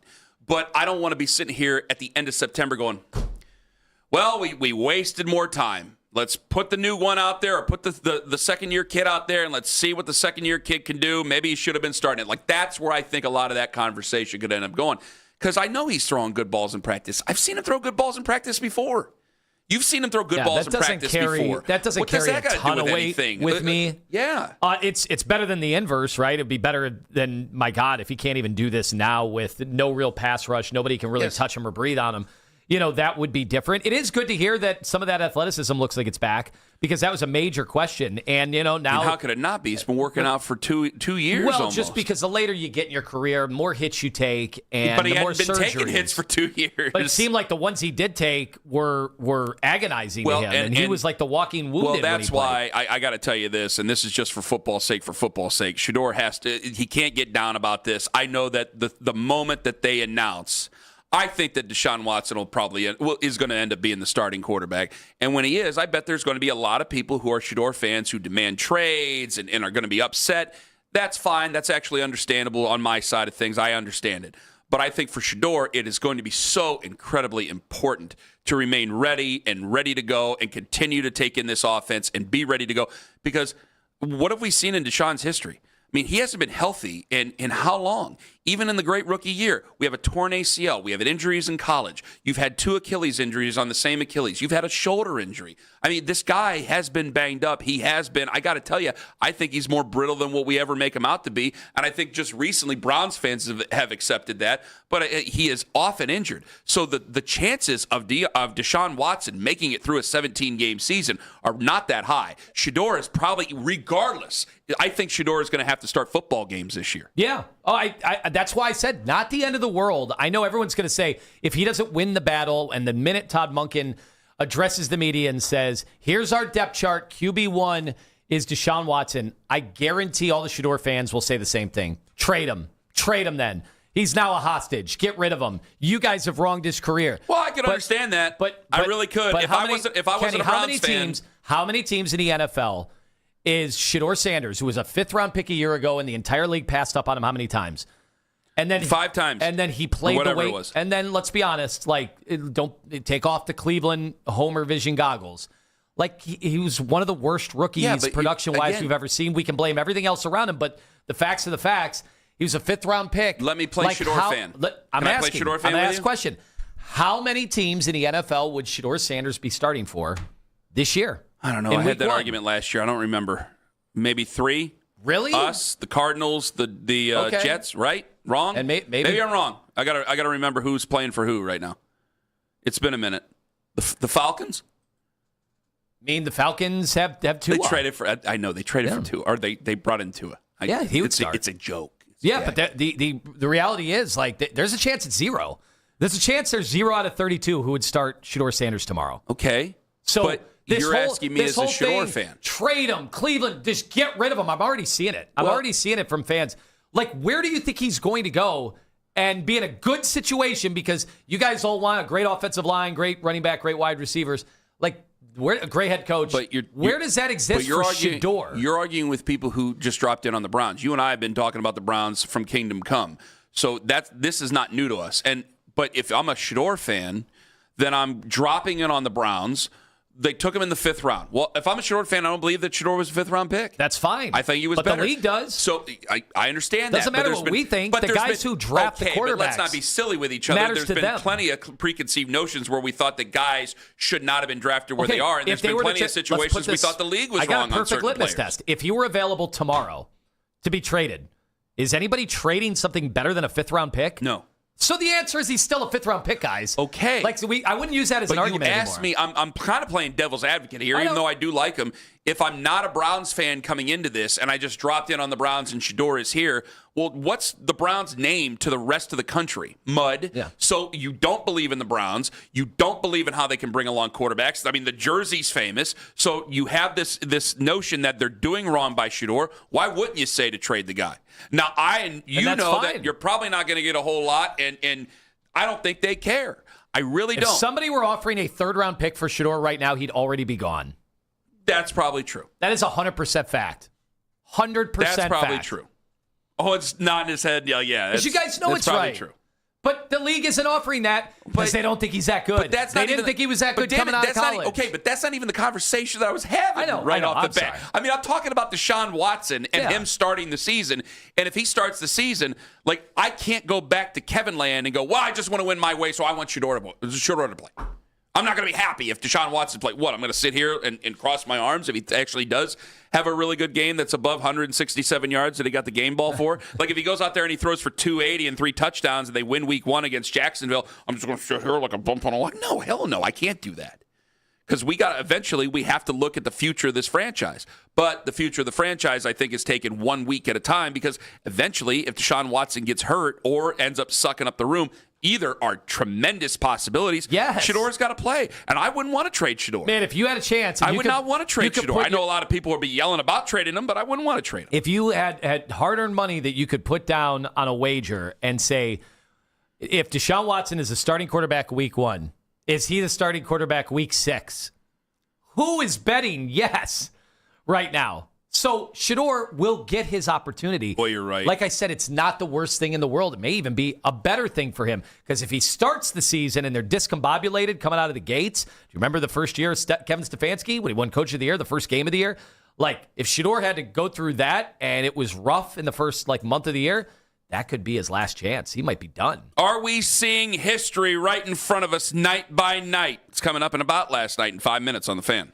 It's Anthony Lima for Fanatics Sportsbook. Ever wonder why Fanatics Sportsbook is America's fastest growing sportsbook? Well, the other ones, their rewards are just the same old, but Fan Cash, the ultimate sports currency, and betting with Fanatics.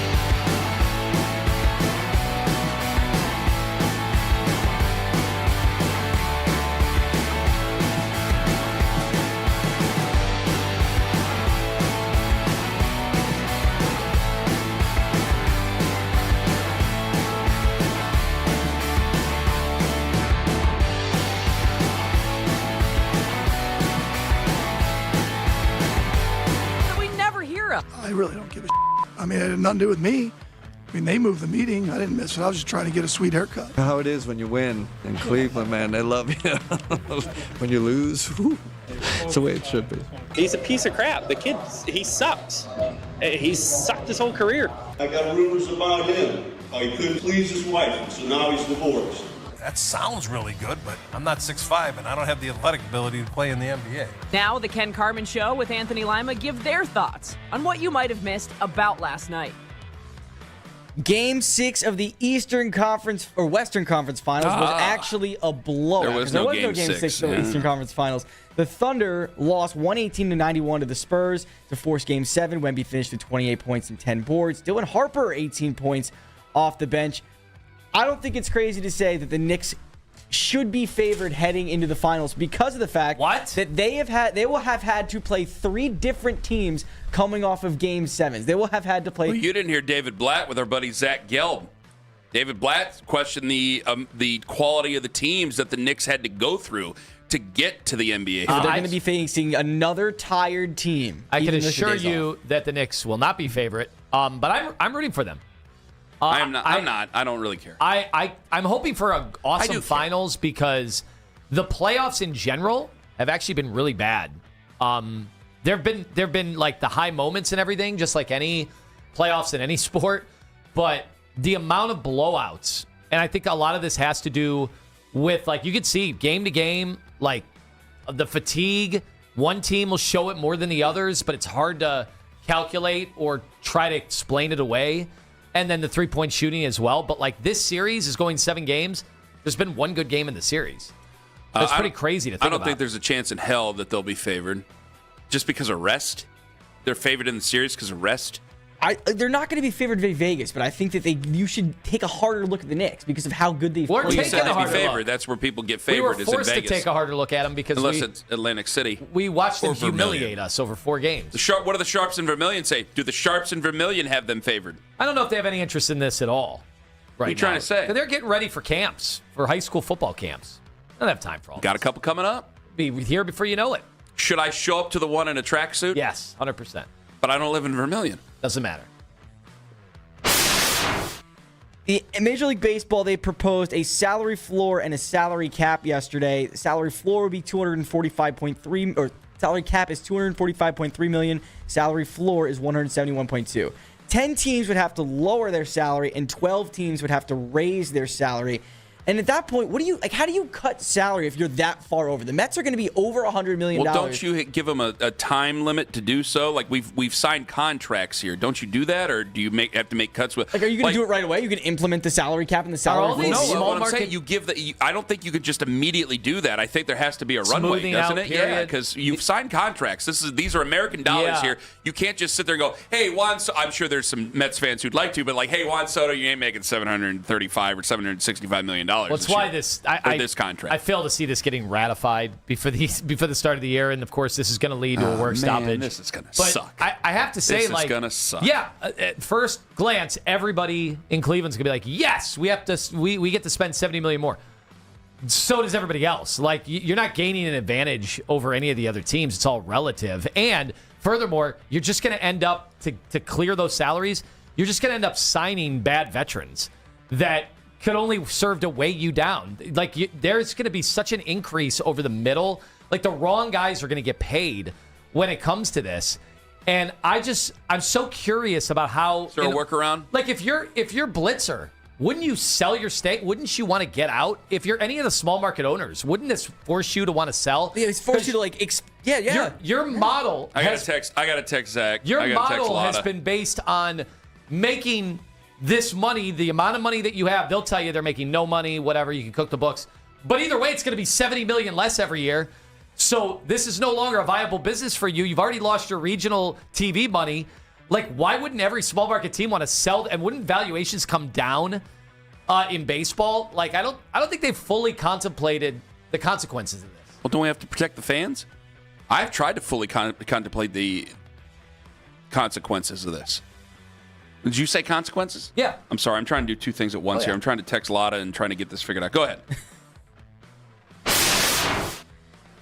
J.J. McCarthy and Kyler Murray, the 2 quarterbacks vying for the number 1 spot out there in Minnesota for the Vikings. They were able to speak at OTAs yesterday. They were asked about working with each other and playing with each other. This is what Kyler Murray said about J.J. McCarthy. It's been great. Obviously, I know he's a younger guy. Any way I can help him, obviously, I feel like, I've played 7 years now, going on 8, so I'm considered a veteran, even though I don't see myself as that. Give him any knowledge that he needs. We're both competitors, and I know we both want what's best for the team. Been receptive to hearing criticism? Of course. Yeah, he's overly acceptive. Always communicating, asking questions, stuff like that, so it's been good. That is a professional answer. Who was that talking? That was Kyler Murray talking about J.J. McCarthy. He's texting Latta. Go ahead. Yeah, so that's what you want to hear from a veteran quarterback. I don't know if he's necessarily mentoring J.J. anymore. He is still their first-round pick. He's, you invested a first-round pick in him, whatever. This is what J.J. McCarthy said about Kyler Murray. JJ, what's your relationship been like with Kyler so far? It's just like two guys in a classroom. He sits on one side, I sit on the other side, and it's the coach's responsibility to teach us and coach us. So, is there any awkwardness between you two? Awkwardness, it's just like the same feeling, when you're in high school and there's another person on the other side of the room. That's just kind of how it is. So I wouldn't say there's any awkwardness. Very different answers. JJ is pissed. I'll tell you that right now. Did you know? Do you have any buddies, John, that went to law school or in law school right now? Yes. Yeah. So I know this used to be a thing. Now, obviously, all of your resources are available elsewhere. But when it just used to be the law library, you had two types of people. You had the people that would go to open discussion with a team and everybody try to help each other out. And then there are the people that would run to the library, get the book that everybody needs to get, and then make it disappear. So that if they're grading on a curve, like nobody else has that resource and only you do, like it's cutthroat. And at the schools, maybe J.J. McCarthy, he went to Michigan, and Kyler Murray, obviously a few different places, maybe cut from a different cloth, but it's pretty clear, one is sounding like a professional and the other, and a team member, right? Do you know the history of J.J. McCarthy? Do you know his whole upbringing? He is from a very wealthy area just outside of Chicago. He went to IMG Academy. This kid has been given everything his whole life. He was carried. Sounds like somebody just hates J.J. McCarthy. He was carried by. Well, I had a friend in college who went to high school with him. Now it opens. I get them on the phone. Now it blossoms. And what did they say about J.J. McCarthy? She said that he was a nice enough guy. He's a nice enough guy. But he was arrogant. He's arrogant, but he's a nice enough guy. His play in high school, he threw a ton of interceptions. You go back to his play at Michigan, he was surrounded by one of the most stacked teams in the history of college football. They refused to let him throw the football. Yes. So I don't understand why. First of all, the Vikings made a mistake drafting him so high in the first place. That's the easiest bust call you could have ever seen in the NFL. That's why Kwesi is no longer there. Because now they're just saddled with this first-round pick that clearly they can't really get rid of. They can't get a return on. I think Kyler Murray has a chance to have a big year. They're going to give him a chance. Well, yeah, of course he has a chance to have a big year. I think this is a perfect fit. You have Kevin O'Connell there. I know they've had to make some changes on the offensive line. They do have good weapons. The defense ain't terrible. But yeah, he does have a chance to have a bounce-back year, Kyler Murray does. Now, I'm not the biggest Kyler Murray fan, but I'm not the biggest J.J. McCarthy fan. And I remember he was, to me, the quintessential late season and then off-season just going right up the board because him throwing guys open on third down and some of the other stuff. But now you're seeing it, there's some ugliness there. Now, I'm not going to take your friend from high school's word for it. Is it high school or college? She went to high school with J.J. McCarthy, but I went to college with her. You went to college at Penn State with her? Yes. Okay. But think about this also. Doesn't it make you feel a little bit better about Shedeur? About Shedor's kind of carried himself a little bit better? Oh, he's been great. Oh, God, yes. That's a great point. And honestly, he's only a fifth-round pick. So if I had that as a first-round pick, I'd be, good God, what are we doing wasting our time with this? It would be ugly. Can you believe J.J. McCarthy won a national championship? I can. Yeah. How does Ryan Day allow that to happen? There's been plenty of not-so-great quarterbacks win national championships. Just say it out loud. Did Eric Crouch win a national championship? Champion in No. What was Tommy it? Frazier. 2024? J.J. McCarthy. It doesn't sound right. They wouldn't even let him throw. That's a national champion quarterback. I don't remember anything about that game except for the thing with his dad. I'm sorry. It's true. It's true. Is that it for about last night? That is it for about last night. Outstanding. I want you to stay here. You know why? He threw the ball 18 times in the national title game. Jimmy Garoppolo. Completed 10 passes. What's the matter with Jimmy Garoppolo? Passes. Same thing in the NFC Championship game. Jimmy Garoppolo is a jerk to his teammates? No, you're alleging it. No, you're alleging Jimmy Garoppolo it. threw 9 passes in the NFC Championship game. He threw the ball, guys. That's the NFC Championship game, not the national championship game. One's a higher level of football. At Penn State, I think that was when Harbaugh was suspended. He threw 8 passes. He was in Happy Valley. I was at that game. One went on a date with Kiara Mia. What did J.J. McCarthy ever do? Not a damn thing. Except to have to answer questions about that whole thing that happened up in the stands there during the national championship. All right. I want you to stay. We got Daryl coming up at 8:22. And could a salary floor actually hurt the Guardians? Well, I never thought of that, but there's one guy in this room, and now you know exactly who it is, who thinks it could. Ken Carman and Anthony Lima. Take us with you to work on that free Odyssey app. It's Anthony Lima for Mentality.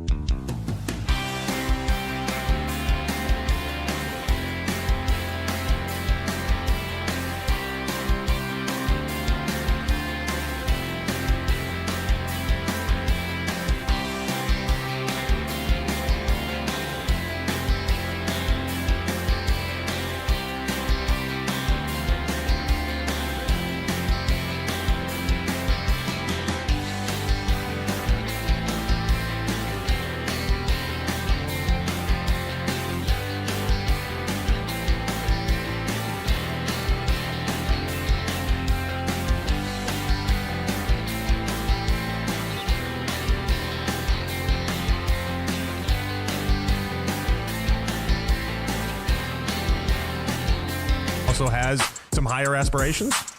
Obviously, I have no idea. I have no idea what it's like in this. This is my first experience in this league, but this is by far the best team I've ever been a part of. The Afternoon Drive, weekdays starting at 2. We are Sports Radio 92.3 The Fan.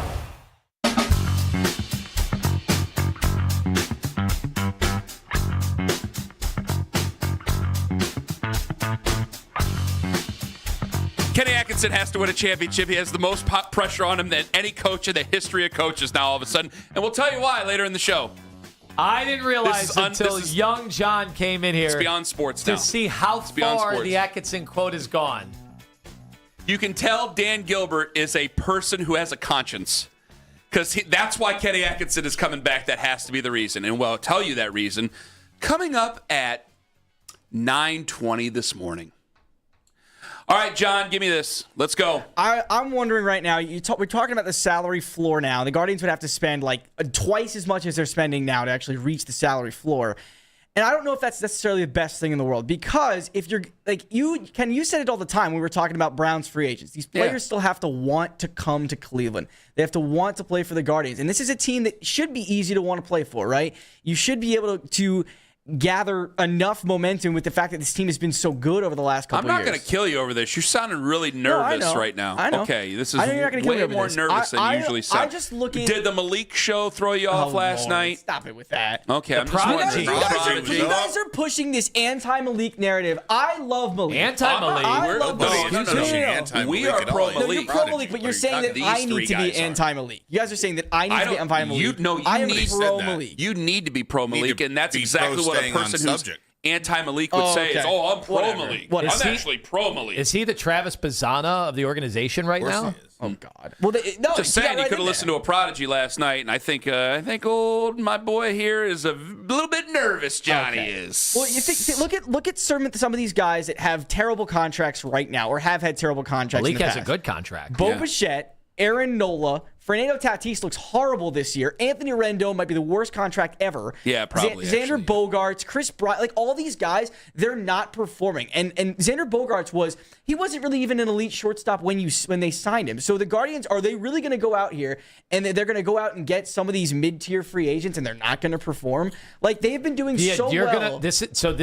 I do think this is an astute point. This is going to be these small market teams are going to lock in the wrong players with this kind of money. Sure, they're still going to jump to do what they're already doing more and more, which is sign their young players, and you're going to see that with DeLauder, and you're going to see that with Bazzana. Yeah, that's what they need to do. If you're going to spend money, spend it in-house. What would they have signed Quan to also, if you think about it? Had $30 million if you had your way. Yeah, seriously.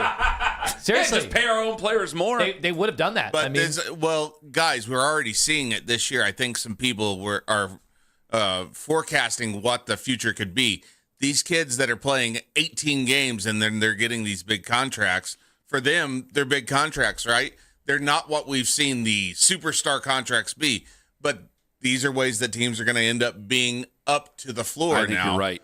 Paying their guys. I said this when we were talking before the season started about how bringing in the veterans could actually hamper bringing DeLauder up from Columbus or Bazzana up from Columbus, things like that.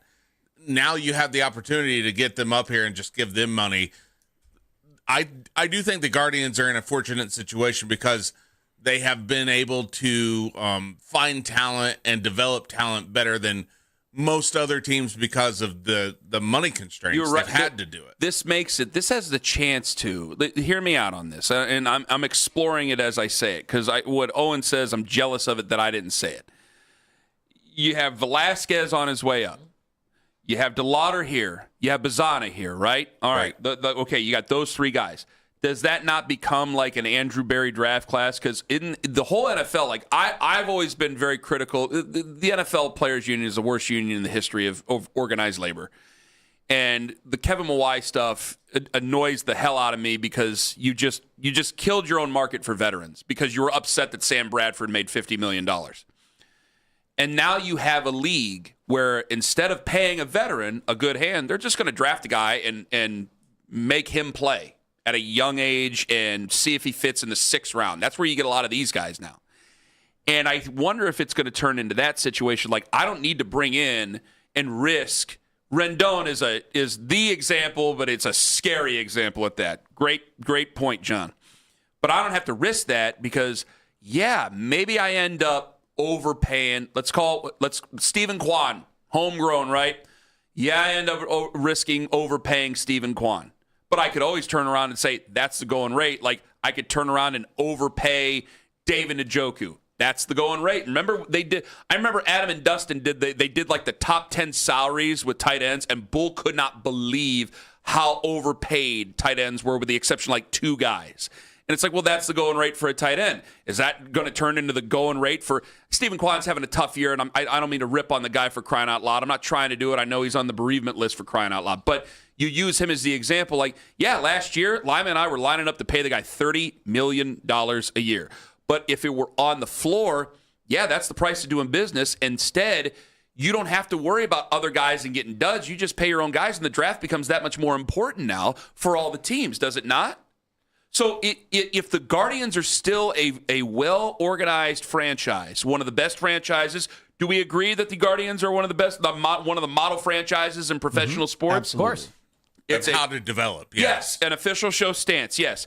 Then shouldn't this just benefit where, okay, now we actually get to pay the guys and we don't have to worry about them leaving? Like, Myles Garrett is here until we either feel that he's no longer usable for the Browns. It's a terrible way to put it. He's no longer usable for the Browns, or we can benefit from trading him, right? Yeah.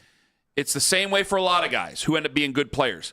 Wouldn't you want it to be the same way for your Cleveland Guardians, where instead of having to wonder about, well, now we're going to have to pay this guy, and, well, they're just playing so they can get a contract with the Yankees or Dodgers, now because of the cap and floor, we get to keep him in Cleveland, or have the chance to keep him in Cleveland, as long as we draft So well. Here's a question, though. Owen, that's a hell of a point. How do they pass this? Because they don't need 2/3, right? They just need 16? They load a gun and hold it to everybody's head. That's probably how they pass it. It's just a simple majority. Style. Yes. Because if it's a simple majority, the Dodgers and the Yankees do not want to share their local TV money, which is a part of this.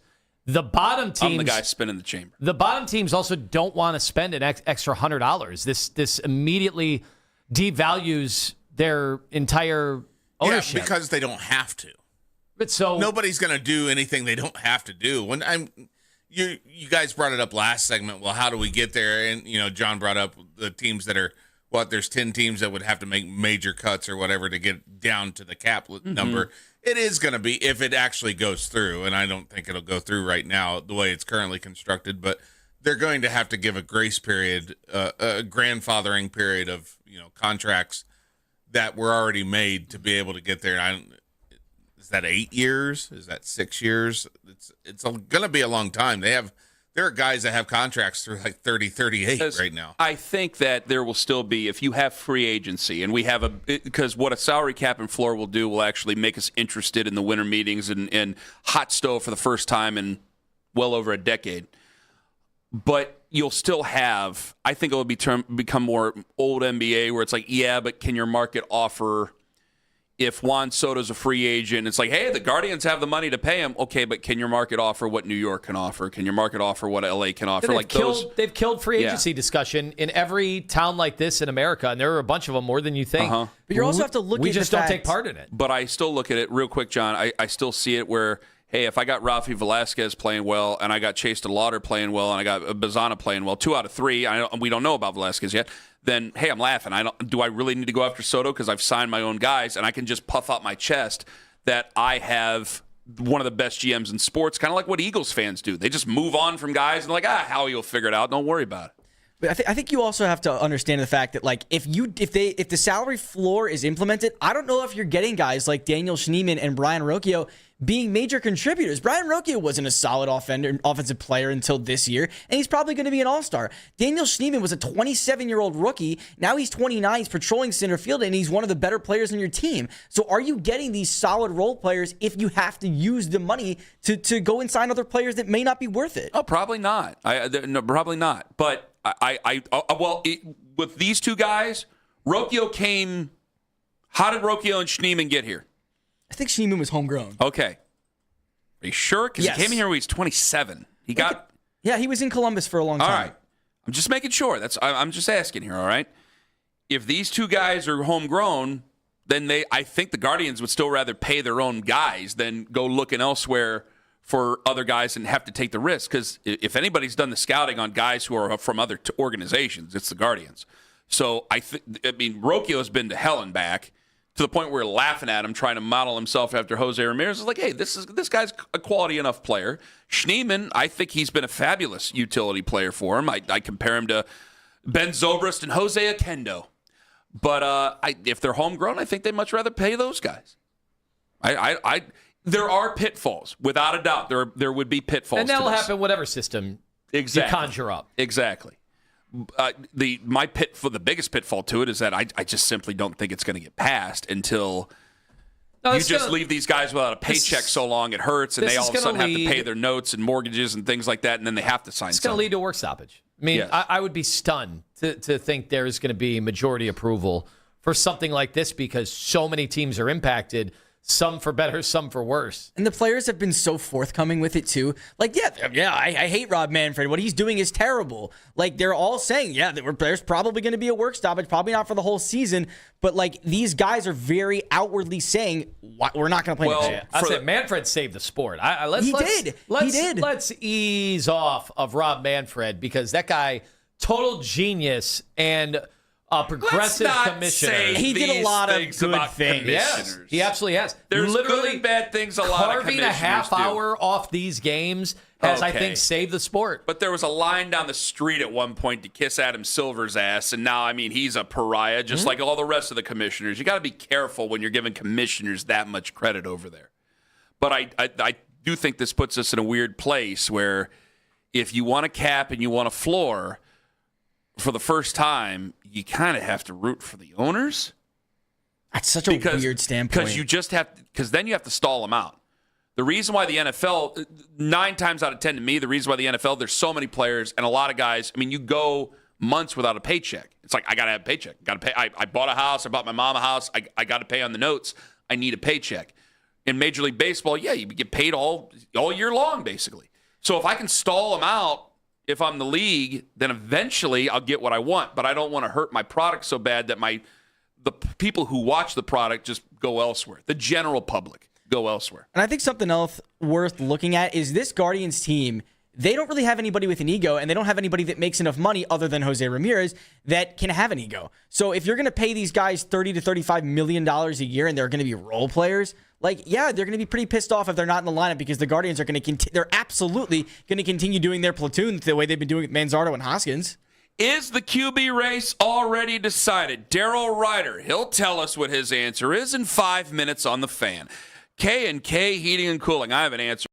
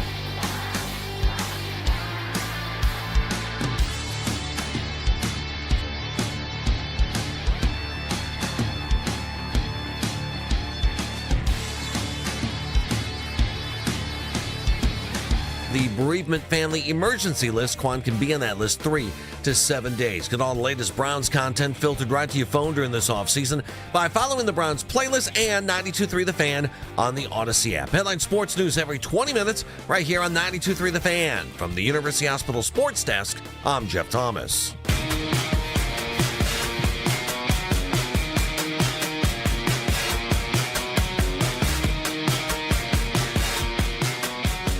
It's time for Daryl. He's brought to you by Shibe & Jewelers, Cleveland's premier jewelry store.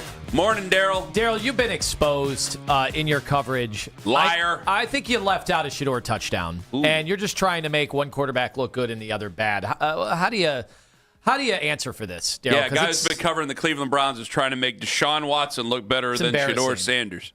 Yeah, I post videos that are of good quality and that actually look like I know what I'm doing when I'm shooting them. But how do I know, Scorsese. How do I know they're not AI? We don't know. We're just asking questions.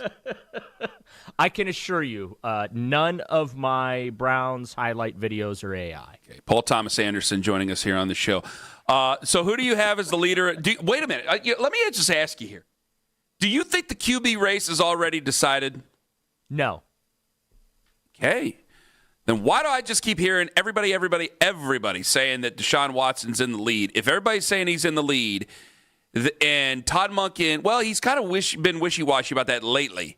Right. But it seemed that he did want to originally have this decided by the time training camp came around.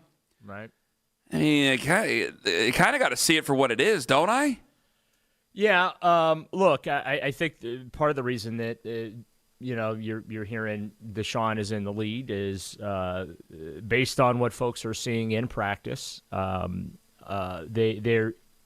It appears to me like they're trying to keep the reps between Deshaun and Shedeur as equal as possible. Without, I don't get the impression that Todd Monken has his finger on the scales like Kevin Stefanski did last year with the quarterback competition, right? I mean, Joe Flacco ended up starting, and I don't remember him taking a first-team rep during the first training camp. That's a good point. That's a real good point. So I do feel like this is more of a legitimate quarterback competition between Deshaun and Shedeur. From my standpoint, I think Deshaun is in the lead just because of his experience. He's been in the league a long time. Sure, it's been a long time since he's been an elite player, but he's got the experience, and it stands to reason that he most likely will win the quarterback competition and be your Week 1 starter. Do I think he'll be the Week 17 or 18 starter? No, I do not. So we'll find out who that ultimately ends up being, and I do think that Shedeur is going to get an opportunity to start some football games this fall for one reason or another. Exactly. So, And I also look at this like I don't think it's imperative that Shedeur wins the quarterback competition. If it is Deshaun Week 1, I don't view that as a failure on Shedeur's part at all. If anything, I think a little bit of a benefit. Hey, that just buys him some more time to prepare and get ready for the next time he takes the field as the starting quarterback for the Browns. So, I think Deshaun is in the lead. I don't think it's by a wide margin. But, his experience is showing here early in practice, and he looks healthy, and he's had some really good throws. He's also had some throws to remind us of training camps of past, right, and in games of past where he has struggled. But, I do think that, Shedeur's going to get his opportunity this year, regardless if it's in Week 1 or later in the season. Well, Daryl, I think you've been very balanced. We've played your audio on this. Like, you have recognized that, sure, fine, Deshaun Watson looks like he is regaining that athleticism and looks like he's had some zip on the ball. But you've also said what we've said, which is it's May. There's no pass rush. So we're just pointing all that out. I don't think there's anything wrong with stating that. And because of that, maybe Watson does have the edge now, but also – who knows what it's going to look like in September when teams are trying to crush him? Right, and that's where I'm at right now. Okay, great. He looks healthy. He's throwing the football well. The footwork looks good. All those things, great. But I need to see it against a live defense because let's be honest about it. Deshaun, every time he has come back from a long layoff, he has struggled mightily. Struggled after the 11-game suspension, struggled coming back from the shoulder injury. Now we're going to see what it looks like after missing an entire year with multiple ruptures of the same Achilles. So, I'm trying not to get too I'm not trying to hype fans up about what Deshaun may or may not be able to do for this team because I don't think that's fair to Deshaun. And also, too, again, the track record is what the track record is when you're talking about him coming off long layoffs. Also, it's not fair to the fans because no one wants to get their hopes up and then all of a sudden he does what he's done again, which is disappoint. And then the fans are going to say, well, you guys told us everything looked good and he was going to be great, this, that, and the other, right? Mm-hmm. I'm not going to lie to fans. Look, yes, there are times in practice. Look, the other day, we were out there Wednesday. He had a very good day. Not going to lie, he had a very good day. Which one had a very good day? Deshaun. Okay. Okay? Look good. But again, it's May, and let me see that against a live defense when there's the threat of him actually being hit by somebody. You saw or you were there for the Mike Rutenberg answer when asked about talking to Myles Garrett. Yeah. All right, I'm an excitable boy. Sounded familiar. What do you mean it sounded familiar? Well, what do you mean? Well, they've talked, but Myles isn't exactly racing into that facility to have sit-downs with anyone. I didn't like how he kind of answered the second question before he actually answered the first question. Yeah. Like he answered a follow-up question before he answered the original question. I'm like, somebody talked to him, loaded his lips. Like, do you think that there's a could we actually be talking about this next week? Like, could this be a serious consideration? Could something break? Like, the Cowboys have reached out to the Browns or something like that. Sure. Jeez. Yeah, absolutely. I mean, the Cowboys wouldn't be doing their job if they didn't reach out to the Browns. Well, yeah, but if it's actually out there, then that means there's actually been conversation then. And you know where that likely will have come from. Where? One of two places. Either Dallas or Myles' camp. Damn you. Right? I mean, because that's not how Andrew Berry does business, okay? Andrew Berry, when he is in any type of a negotiation, it's crickets. You don't hear a word from him, okay? That's not a criticism, by the way, I want to be clear. I'm not criticizing Andrew there. But that's not – Andrew is very professional in how he goes about trade conversations, free agency negotiations, those type of things, right? So if there is any noise out there regarding Myles and potential destinations and teams that are interested, rest assured it is not coming from the Cleveland Browns front office because, again, that's not how Andrew Berry does business. So, but yeah, I do think that once June 1st hits, that, yeah, it wouldn't shock me if Myles Garrett trade rumors have popped up. Look, nobody has explained why the payment structure in his contract had to be done or needed to be done or was wanted to be done, right? Everyone has kind of tried to downplay it and say nothing to see here, please disperse. But it's hard not to notice those things. How can because that adjustment makes it easier to trade them. Yeah, how can you downplay it? I mean, clearly it's mutually beneficial for both sides to do that because if the Browns are, basically bowled over by a huge offer and also if Myles really does behind the scenes want to get traded and instead of doing the PR campaign like last time, this time he quietly does it, like both of them would want that contract to be more easily moved. Yeah, and here's the other part of this, and I've said this recently. This organization is not losing its way into a top 2 or 3 pick next year or next April. Okay, that's not going to happen. They're going to win anywhere between 7 and 9 games. Maybe they win 10. Then why the hell trade away Myles Garrett? Well, here's why, Ken, because the only way you're getting that quarterback is you need picks. And who's the guy on this team that's going to get you those picks? What I'm saying is if you trade away Myles Garrett, I think that makes that the win job total harder. goes down. There you go. Thank you. Thank you. That win total goes down, no question about it. But I'm just saying, and this is no shade at Myles, but how much have the Browns won with Myles Garrett here? And he is a once-in-a-generation future Hall of Famer. It's kind of like the Joe Thomas thing, right? It's unfortunate that Joe Thomas never got to play in a playoff game. He's the first Hall of Famer of the expansion era. the Browns didn't win squat when he was here. I understand that, and and plenty of people say that. My boss over at the TV station says it, over at 8. And I say right back to him, imagine how cruddy we'd be had we had traded away Joe Thomas, had we traded away Myles Garrett. I mean, everybody says that. It's like, man, you'd be even worse. I know. I get it. I understand it. But, I mean, until here's the reality, okay? Until they get the quarterback thing figured out and find their franchise guy that can play at an elite level for a decade, right? You know what? I'm not going to say for 5 years. Can we get a guy that can play at an elite level for 5 years? Let's not get too greedy, right?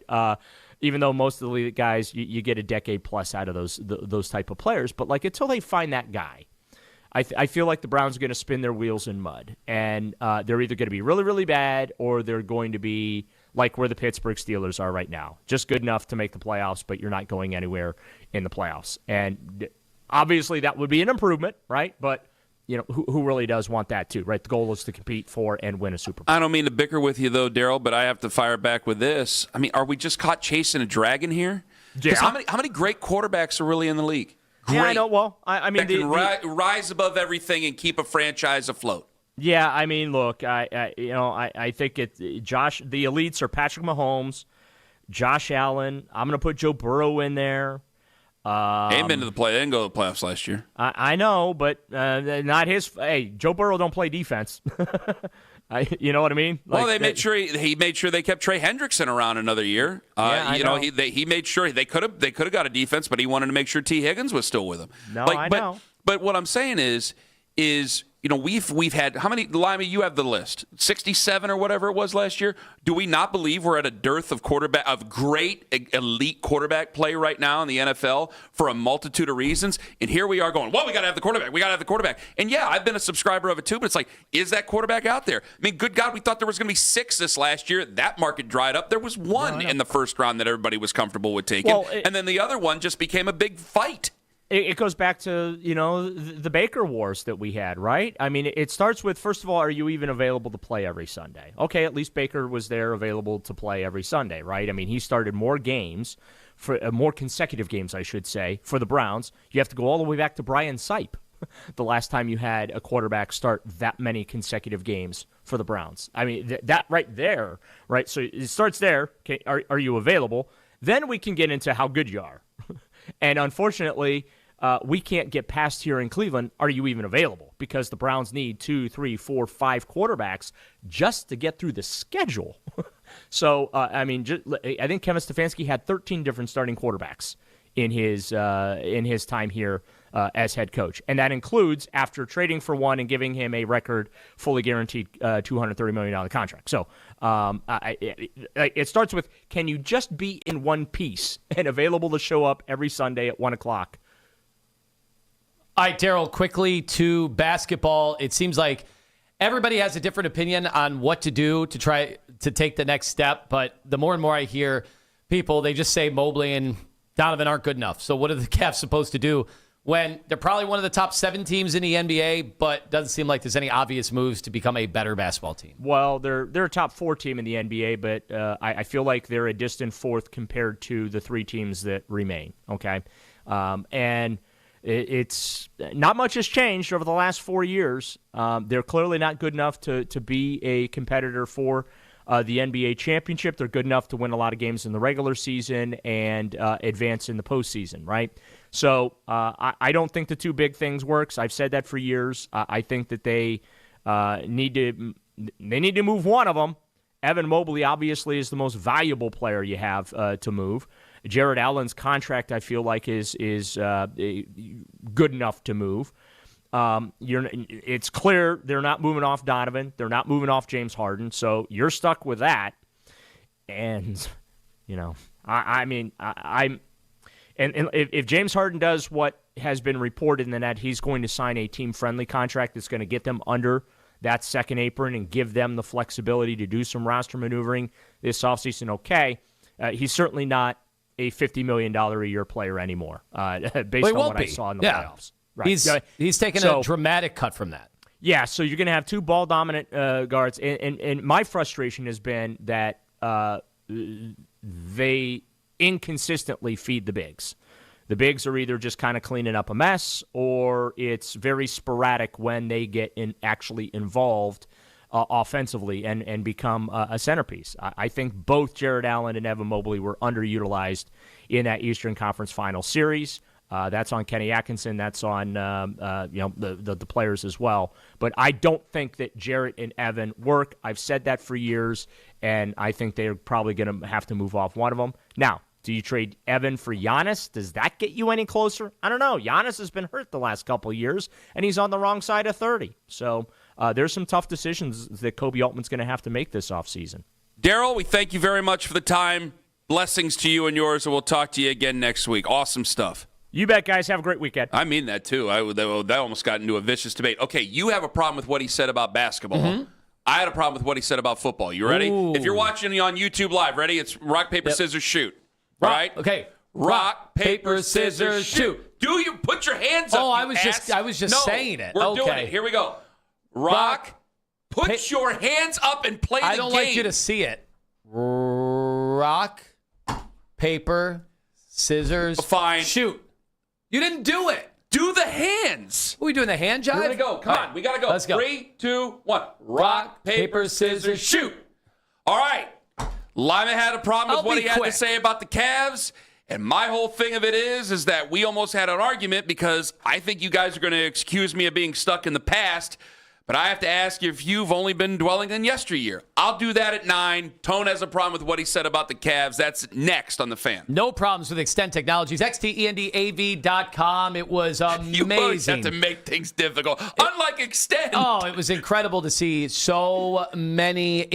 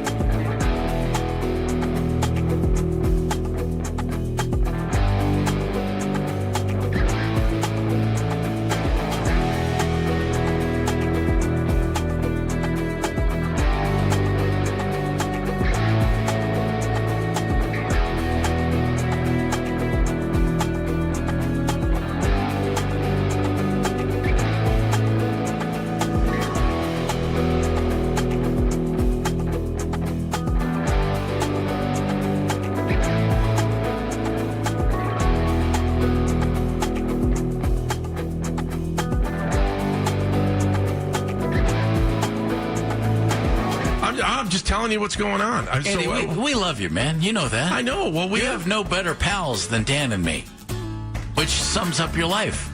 This is true. Baskin and Phelps. Weekday morning starting at 10. We are Sports Radio 92.3 The Fan. They're a top 4 team in the NBA, but I feel like they're a distant fourth compared to the 3 teams that remain. Not much has changed over the last 4 years. They're clearly not good enough to be a competitor for the NBA championship. They're good enough to win a lot of games in the regular season and advance in the postseason. I don't think the 2 big things works. I've said that for years. I think that they need to move one of them. Evan Mobley obviously is the most valuable player you have to move. Jared Allen's contract, I feel like, good enough to move. I disagree with Daryl about football and quarterbacks, and Lima disagreed with him about what he just said about basketball. Lima won the game of rock, paper, scissors, so at 9 o'clock I'll discuss why my problem was with quarterbacks and what he said with Myles Garrett and how we're chasing this dragon. However, Lima won. Lima, take it away. Well, the getting the bigs more involved, I've seen a lot of people say that of late because, Evan Mobley showed some signs, especially, I thought, in the Detroit series. Like, oh boy, he's got a little nastiness to him all of a sudden. The sheriff is kind of speaking up, letting his play do some of the talking, some of those threes that he buried. But, over the course of the entire playoffs and then what we saw in the regular season, I think it's pretty clear that he's not anywhere near a get the ball to Evan Mobley, get out of the way.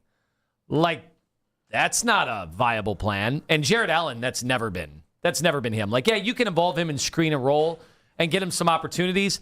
But neither of those guys are players that you have to commit bodies to and say, well, we got to stop them by any means necessary. They're just not there, and Evan Mobley is nowhere near that. Again, Evan is good. If you add his defense in, he's a top 20, 25 player in the game.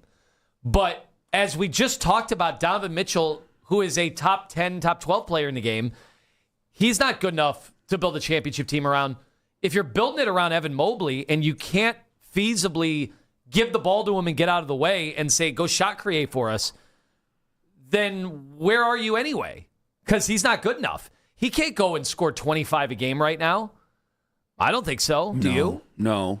So I've seen people say trade Donovan Mitchell instead of Evan. And Matt start Robinson building. told me that on his way in yesterday. Maybe if you're telling me, no, Lima, it'll be over the next 3 years that'll happen. That's fine, but we just have to recognize you're going to take an immense step backwards. And is Dan Gilbert? Does he have the you're appetite telling me for it's that going to take 8 years to get to there? Well, the reason I say that is, are we finally just seeing the best of Karl Anthony Towns? That's 11 years after his start. I mean, well, wait a minute. Hold on. How long have we been seeing the best of Jalen Brunson? Back it up. Is Karl Anthony Towns if he isn't playing with Jalen Brunson? I don't know. All right. I don't see that. Then I guess we can continue doing it with Evan. I don't think their game is that tied. I keep hearing people say that you have the wrong guards to get Evan Mobley involved. Explain how you want Evan involved. What do you want? Because the first month of the season, they're like, it's really hard. All right, let's go, Evan. I think a million people want a million different things out of Evan. I do too. He's just not good enough. He's really good, but he's not at that tier. So that's why you trade him instead of Evan or instead of Donovan. Listen, I'm not even saying they must trade Evan right now. I'm not saying that. Obviously, I would. But if it came down to trade it, him for Giannis. I would. There's a lot of people that wouldn't because, again, there's no guarantees with that either. That brings a whole new slew of questions and chemistry and all that. I'd trade for the player that is, when he's healthy, he's top 3 every year in the NBA. And now Donovan's a number 2.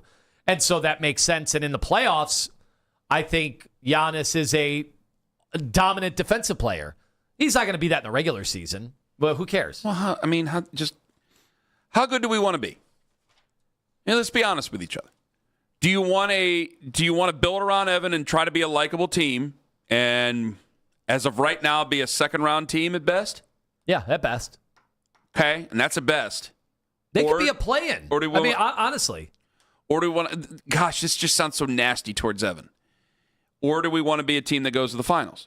Or has a chance to go to the finals, I should say. I can't guarantee you're going to go to the finals. I know I penciled it in and I was wrong. But has a chance to go to the finals. We are at a serious crossroads here. And I can listen to because Donovan Yeah, I've used this against you when it came to LeBron. I remember when we first started together, you were wondering if LeBron then was starting to show signs of his age. High usage, so many playoff games. Like, were we getting the best version of LeBron in 2014 when he came back? And I've remembered that, talking about when you've talked about other guys. It's like, well, maybe they're going to be able to give us a little bit more as time goes on. But when I'm talking about, like, Myles Garrett is 6'5", a Zeus. LeBron, 6'8", a Zeus in each of their sports. Donovan is 6'3", and I know a lot of guys out there are rolling their eyes. I'm being generous. On stilts, yeah. Donovan is 6'3". He's not slight. He is strong. But can he withstand the physical punishment to take a team to the NBA Finals in this generation? Well, hold on here. You say no. But then do I just have to ask more of Evan Mobley? Because I'm bringing up Karl Anthony Towns again. Is Evan supposed to be the cat to his Jalen Brunson? Yeah, the problem is because I know Giannis would be. Yeah, I know Giannis would be, and I know obviously LeBron is a different ball player, but yeah. Yeah, I mean, Evan's not a pick and pop player. He's not like Bam in Miami. There are things he does better than Bam, but there are things he does worse than Bam. And the thing is, you still have age on your side with Mobley, so guys can get better. I just saw Andre Drummond, in his 15th year in the league, add a 3-point shot. Like, where did that come from? So guys can get better. You're not expecting those guys. Like, you made a better argument with Karl Anthony Towns. But were we ever expecting Andre Drummond to be the straw that stirs the drink? No, I just laughed because we had Andre Drummond. Okay. So to think of him shooting threes was pretty crazy. It is crazy. But that's the point. Is like Andre Drummond is like he was expected to be a good player, but it wasn't expected like he was going to be the leader of a franchise go to the finals. Evan was. Right. And Evan still is to a lot of people. And think about Brook Lopez when Milwaukee won a championship, how he totally transitioned his game to a different level and became a pick and pop player who also was a rim presence and defensively was bothering a lot of players. Like Evan just needs to, we don't have his identity still because we all have these I agree visions. with Chris. He says the Cavs messed that up. Messed it up? Well, I mean, that's kind of what he said, did he not? Maybe I'm misquoting him. Love to have him on the show, but Yeah, I wonder if Donovan and James was trying to get Evan involved the entire regular season, and it worked better with Jared Allen because Allen can actually do things in screen and roll situations and rolling to the basket that Evan kind of can't. Because there are some limitations to Evan's body and how he's built and those long strides he takes. But you occasionally see some of those Euro step dunks. Like that's more like Giannis, but nowhere near as fluid, nowhere near as athletic. We just don't have time to hem and haw and make bets. We have to move now. And so Giannis would be the move, even with a couple of the injuries and even with the older age. Coming up at 9:20. Guys, Kenny Atkinson has the most pressure on him to win a championship of any head coach since Marty Schottenheimer. That's how strongly I feel about this after what I was shown by John earlier in the show. I don't know if Lima agrees. I don't know if Owen agrees. Let me take you through it coming up at 9:20. However, in 5 minutes, you guys are going to accuse me of being stuck in the past, but I have to ask if you're the one that's been dwelling on yesteryear because Daryl said something that really got me bothered 20 minutes ago. Ken Carman, Anthony Lima, fat and thin in the morning on the Fan. Friends.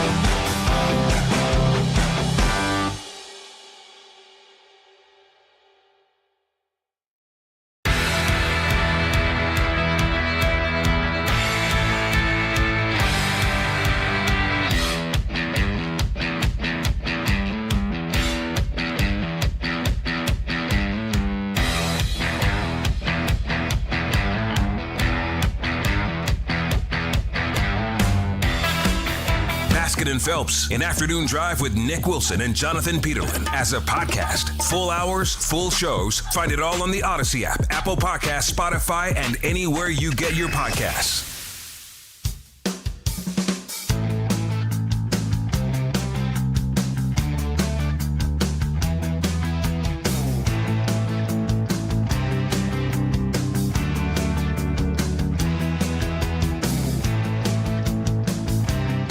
.922. Kenny Atkinson has the most pressure to win a championship since Marty Schottenheimer. I'm serious, very serious. After what John showed me earlier today, yes. You guys are going to accuse me of living in the past here. I got to accuse you guys of dwelling on nostalgia.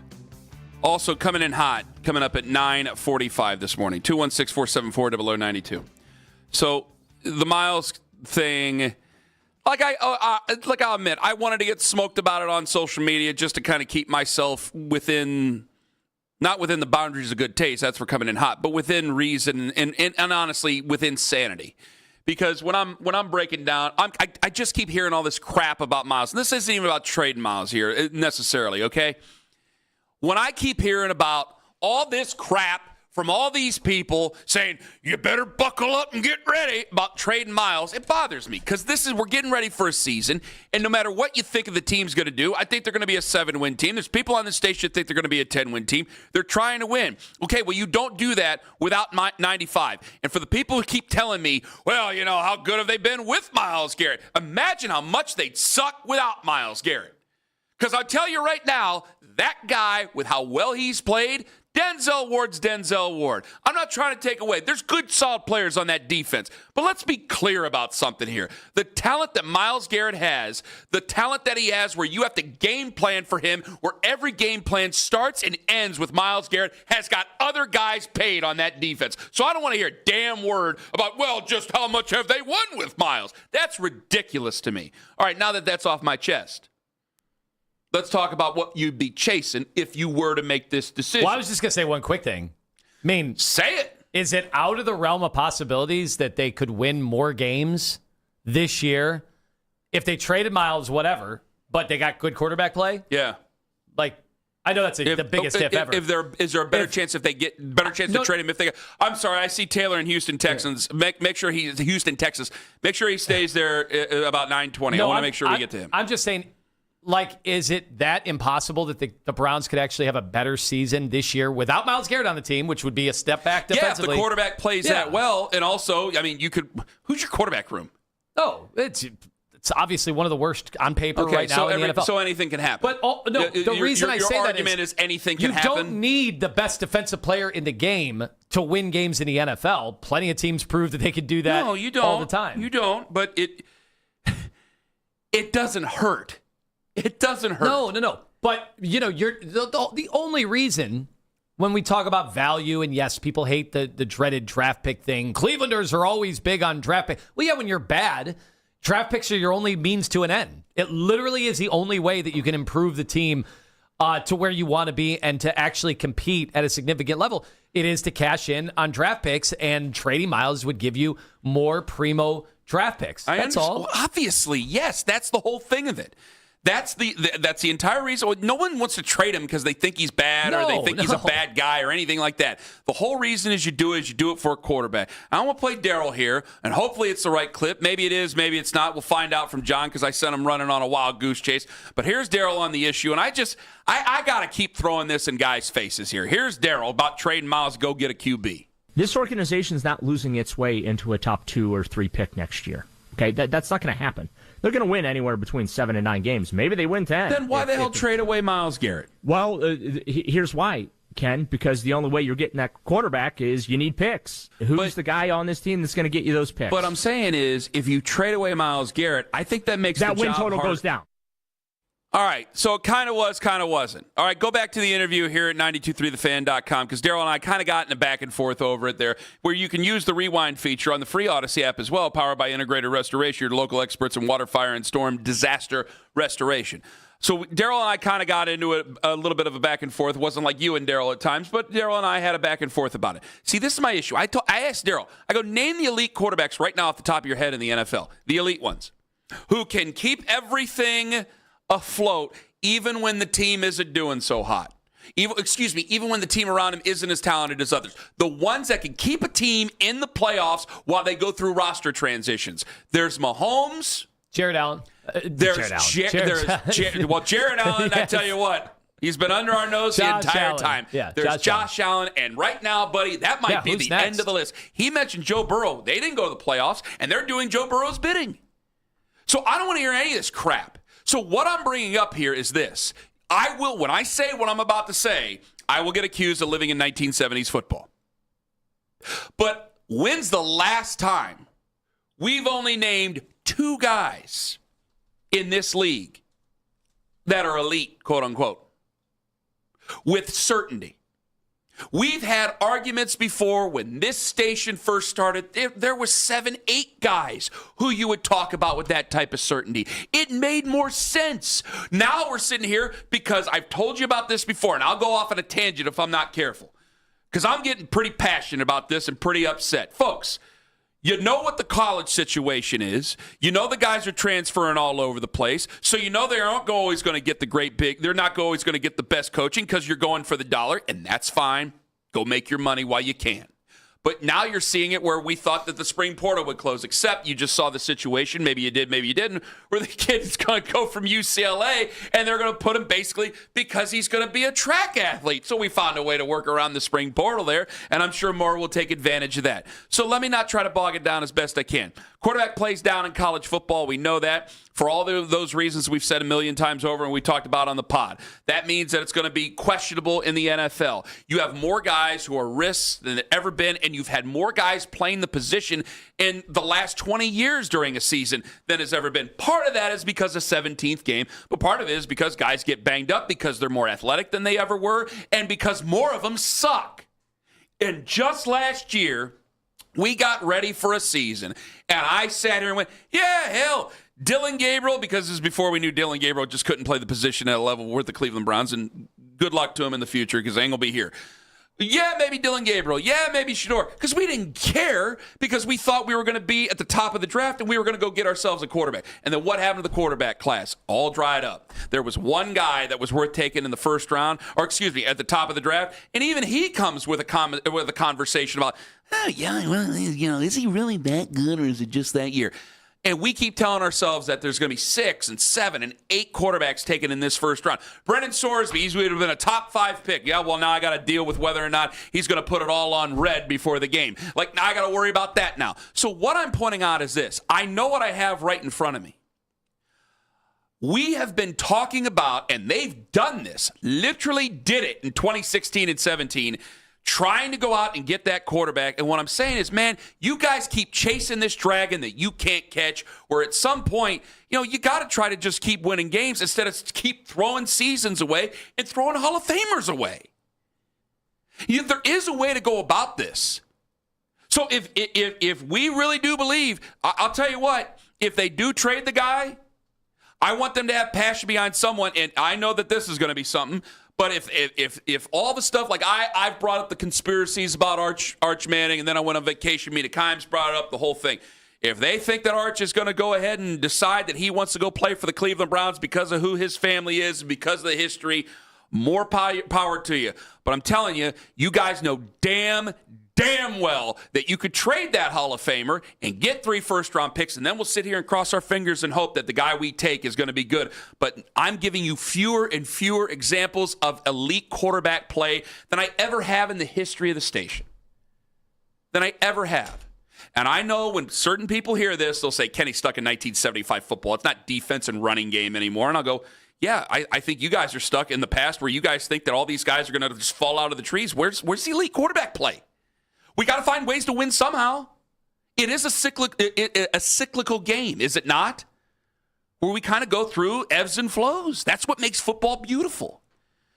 And I just get frustrated because if I say I got questions about trading the guy, you're just a fan. You're holding on to it. I am a fan, okay, but I'm not just a fan. I know what I got as a great football player. Now, if somebody offers me 3 first-round picks, what the hell am I supposed to do? All right, I understand that. That's what we're talking about. about. But damn, man, where everybody's just in this hurry to do it, And I'm going, there's guys, Well, we got to guard against the backslide, the hurry too. Is, yeah, but also part of that calculus is, and Miles has been very healthy for a while, but, every guy, that injury luck comes calling. Once you have a knee injury, that's it. Like, that's the end of him having any value whatsoever. And then will he be the same player as we're on the other side of 30? I mean, and I'm saying also, are my chances just as good or almost as good or as better as they've ever been finding a guy mid-round, late round even, too? Like, say they do finish with 9 wins and they have Miles, and I'm sure a lot of people go, well, great, what do we get? We just went 9-8 and didn't make the playoffs. Whoop-de-doo. But everybody wants to throw Jackson Dart in my face. Everybody wants to throw Shook in my face. Maybe you guys are going to throw Ty Simpson in my face. Like, there's other guys that maybe you can find. It's just we just keep throwing away seasons, throwing away years. You don't have to throwing away careers. You don't have to throw away anything to get Sorsby. The argument that I'm making is turning into the best argument that you could possibly make. Because honestly, what a supplemental draft pick could be second round at the probably the highest second round redshirt year. Get him some counseling. Let's go. But then I got to worry about a gamble. There's a lot to worry about. I got to worry about a gamble being a gambler. Holy cow! Is there a lot to worry about? Because I don't know how to touch that. Like we've had guys with, I hate to say it, drug problems before, and it's like we're not the place for them. Domestic assault, alcohol. Just problems off the field, domestic assault, all that stuff. And it's like, man, we are not the place to fix these guys. And now I got to deal with a different generation when it comes to gambling. And I kind of want to see him be, as much as I hate to say it, it's a man's life. But I kind of want him to be the canary in the coal mine before I go and make these conversations happen. Because I could sit here and compare him to Art Schliester all day and night, and that's a bygone era. That's living in the past. Like this is the future. There are plenty of guys right now who are in high school that are looking at if their parents bought it for it, which is sick. They're looking at their stuff right now. They're looking at their parlays right now. And if they can do it within reason, if they can do it responsibly, it's just like anything else, fine. But this ain't going to be the first time this ain't going to be the last time we bring this up about a quarterback who ends up playing a big position for our football team. So it's just a matter of time, but maybe I'd like to see him try it with somebody else. But I tell you what, after everything I just said, if we want to if the closest thing to what I just said, and I know about the whole, well, maybe I want somebody else.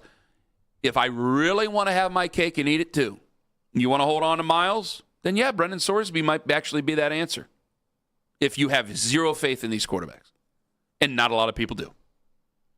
Except for their most zealous fans of each of those guys. But I think the general Browns fan is like, yeah, we'll see if they can do it, and if not, we're going to go in a different direction.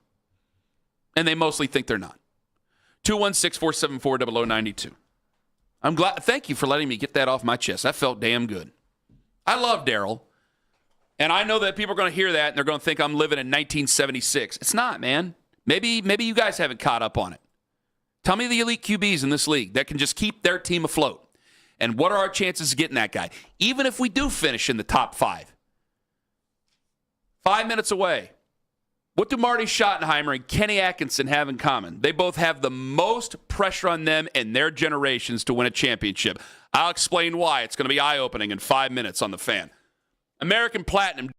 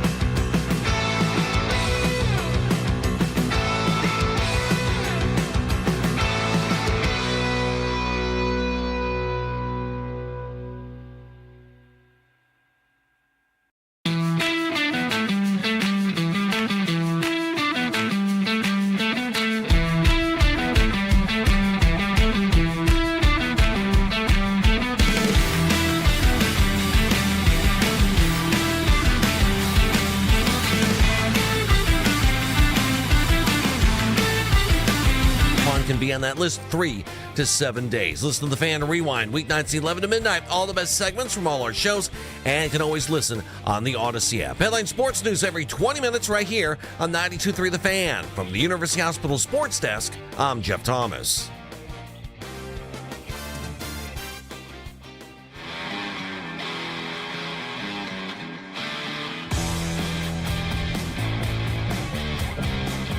Yeah, Connie. Fan Cash Fridays, powered by Fanatic Sportsbook. Love a good Connie. America's fastest growing sportsbook. Be the 10th caller on 92.3 The Fan contest line for your chance to win $100 in Fan Cash from Fanatic Sportsbook every Friday. Winning hits different here. That's 216-474-0092. Gave away a winner last week. You have a chance to be a winner this week. Fan Cash Friday. That's what it is. We love it. Here for it. We got we'll get to that winner coming up here momentarily. At the end of the segment, actually. Coming in hot, coming up at 9:43. Oh, and I put you in a bad spot. Go ahead and check. Yeah, don't do that ever again. Yeah, I apologize. Well, no, because I was texting Bo Bishop about something else. Good buddy of ours. It was about movies of all things. Dazed and Confused. All right, so I need you to make sure you get it. That's why I set this up terribly, because bad by you. We need to, and I want you to give me the Atkinson original quote first before we do it. Well, that's even worse because you put it in a different order. I know, I'm an idiot, and I apologize, and this is terribly set up. So let me explain myself. I said to you guys before the break that Kenny Atkinson now has the most pressure on any coach to win a championship in professional sports since Marty Schottenheimer. He was the biggest legend who never won a championship. I know he won in the UFL or whatever they called it, but in the Big Four, he's got the most since Marty. Marty's a legend. We miss Marty. Awesome coach, awesome guy, right? He had a lot of pressure on him every stop he went. It was just the time. It was always like the TNT, the wick was always running out everywhere he went. The second, I didn't really remember him with the Browns. I was too young, but that followed him everywhere. Why do I bring it up with Kenny Atkinson? Well, it's because after Kenny Atkinson said this. Analytically, I think we've won the I said 3 out of 3. We're 2 out of 3 in the expected. I don't know if you guys follow that. There's an expected score. John showed us that he has, in the last week and a half, become the meme of memes, where there's not even sports people who are using this quote and using it against Kenny Atkinson, including John. What TikTok is this?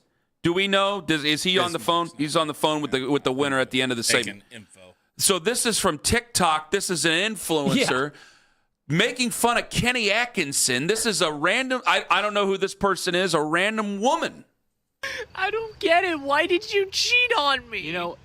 Analytically, I didn't cheat on you 2 of those 3 years we were together. So, hey, 2-1. All I'm saying, look at the spreadsheets. I've seen it more and more on Instagram. I'm not on the TikTok. I've seen it more and more on Instagram. Owen said he saw an AI video. I saw one of the best ones I've seen. Explain the AI video. It was Kenny Atkinson and James Harden trying to enter Madison Square Garden for the NBA Finals, and the security saying, no, you can't be here. And Kenny saying, well, analytically, we actually won the series. This is going to follow him for the rest of his career. It's not only him, but the Cleveland Cavaliers, even after they fire Kenny, which they should have done last week or the beginning of this week. They should have fired him during the series. For the boobery.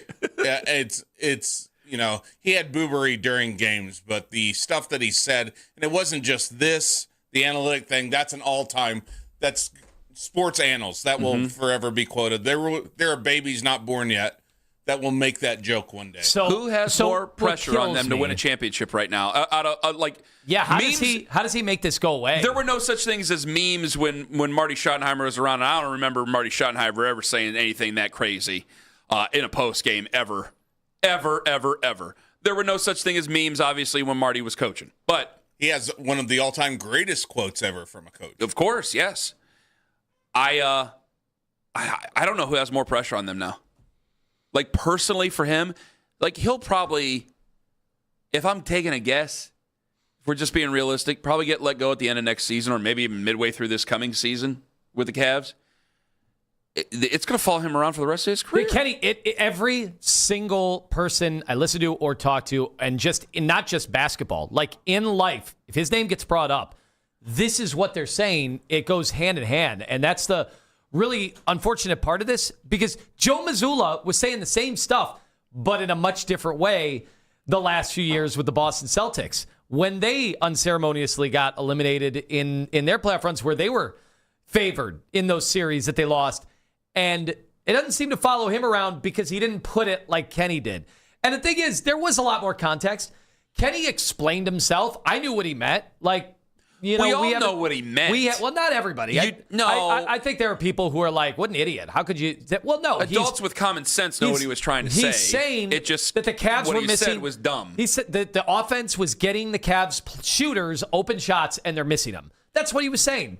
That literally is all he was saying. And I've heard every basketball coach at every level say some semblance of that when they feel like they're getting good looks and not making them. With that said, from Curb Your Enthusiasm, you don't say it there. You don't say it like that. Exactly. And now it's on his tombstone. He could say everything else and just not say, well, we're 2-1. Well, instead of 0-3, because you were 0-3. You're right about that. And that's what matters. And that's what makes it even worse. Alignment, what you just brought up, that's a great point. Because anybody listening to this probably knows. I'm guessing 99% of any guy listening, any woman listening right now to this sentence knows what Kenny was trying to get at. And they don't agree with him, and they think it was a silly, dumb thing to say, but they get what he was trying to get at. There are people out there who don't, and they just think he was making excuses, and they think it's funny and dumb, and they're going to make fun of him.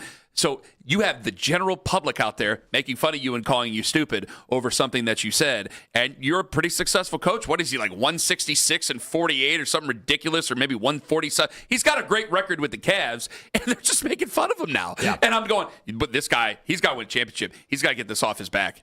He's got to get it off his back. You're in the final four of the teams, and you're just being treated as if you're an expansion coach. And I guarantee you next year when the coaches' rankings come out for the NBA, he will be in the bottom because of that quote. Because of that quote. I mean, I thought he had quotes before. I thought the thing where he said that Dan Gilbert told him to play Jared Allen in Game 7, and he was like, "Oh, it's the first time I didn't even think of that." I thought he was being sarcastic. We gave him credit. I did think that he was trying to, not only give his owner some, if he would have just come out and said, "I take influence from a lot of different people. I take suggestions from a lot of different people in how I do it." But just the way he delivered it was not great, and it's been really, really, really, really, really bad, really bad. Yes. To the point that I don't want him to be the coach of the Cavs. Well, because it was just because of the meme that's going around? I think when you have, because the stink would be no longer on you. Anytime you have any person in power representing your organization, it doesn't matter if you're, a coach or a CEO or a politician or whatever. If you on the mic are not representing your corporation or your entity the way, in their best way possible, it's probably not the right place for you. It is. It's going to only turn worse. And if you'd still would have been swept, but if you had let him go, it's like, all right, that commentary is gone. It's away from us. You could hire Tom Thibodeau or some other hard ass out there and, whatever. But it would still be, you would still get away from it. And then you could try to overcorrect or correct the situation. This just is going to follow you into next year, especially because everybody's saying, well, there's got to be massive roster changes. Well, I don't know if they're going to be able to pull all that off. So you might have the same roster. Go ahead, you guys. I know you wanted to say something. Being a player's coach, and he's been labeled a player's coach. James Harden went on about how much he loved him.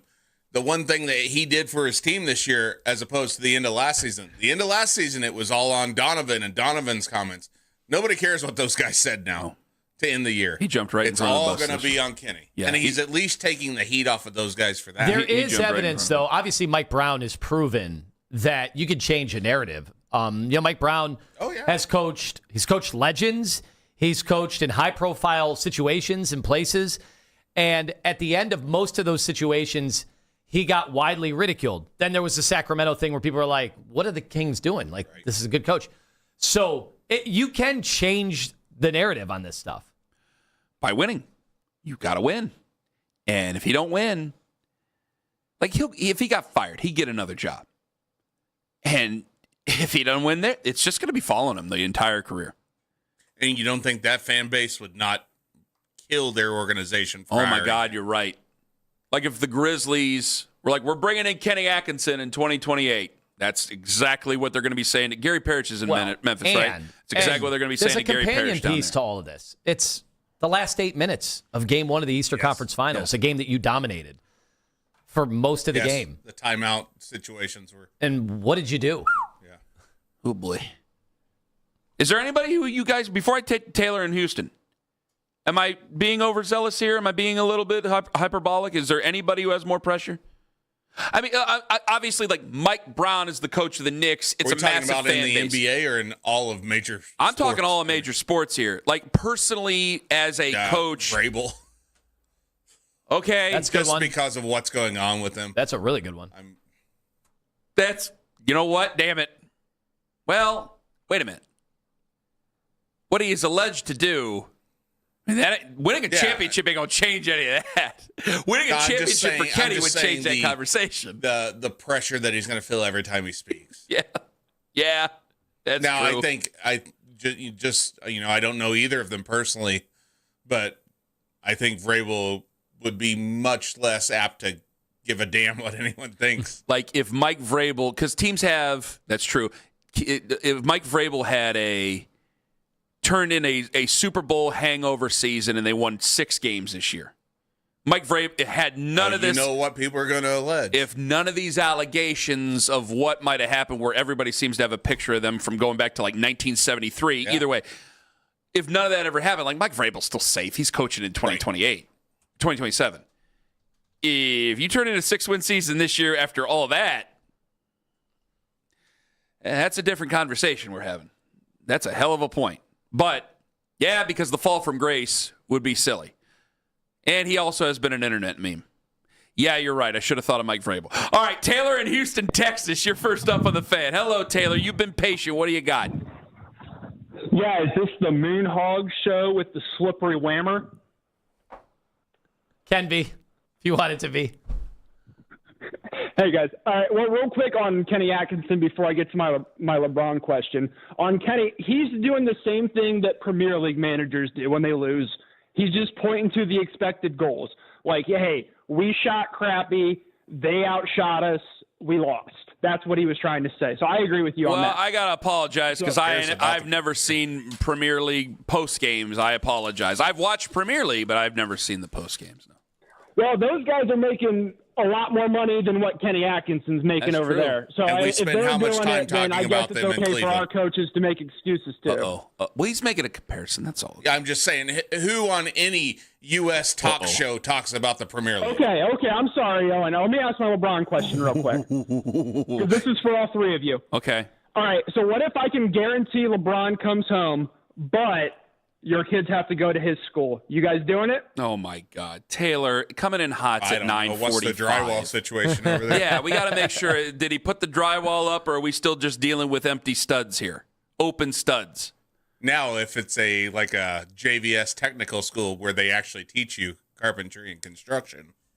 The safety's supposed to be on until 9:45. I mean, that was a nice prelude to coming in hot. It was. Greg in Cleveland. Go ahead, Tone. Talk to Greg. We have ourselves a winner. Well, it looks like we have, for our second week running our fan cash giveaway winner. Greg, how does it feel? This just has to be an amazing Friday for you already. I have no words to describe how I'm feeling right now. Well, I'm at work. That's I'm tough to trying translate get it on the here. radio, but I appreciate you calling in and being a part of this festivity and this giveaway. Do you have any answer to what the the Cavs should do right now in their situation to improve their lot in life? Well, I personally wouldn't have brought Atkinson back. I wanted him fired after game 1. That mental lapse with those timeouts was ridiculous. I understand they can't fire him in that moment, but hearing these quotes at the end of the season and all that, I see no reason why they should have brought him back. Dan Gilbert maybe got a little softer with his health going on. I would have let him go right after the series ended. All right, beautiful, Greg. Well, thank you for calling up here on 92.3 The Fan and being a winner on our Fan Cash Friday, and I hope you have a great weekend. Thank you, you too. All right, there he is. All right, there he is, Greg. That is Greg in Cleveland. All right, they're already getting in, so Let's here go. we go.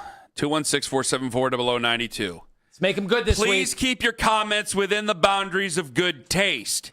Now, I know I usually try to sound like Jim Carr when I do that, but now I have to talk so sternly at you because of what has happened in the previous segment. 216-474-0092. Please keep your comments within the boundaries of good taste. Coming in hot, coming up next on The Fan. It's Anthony Lima for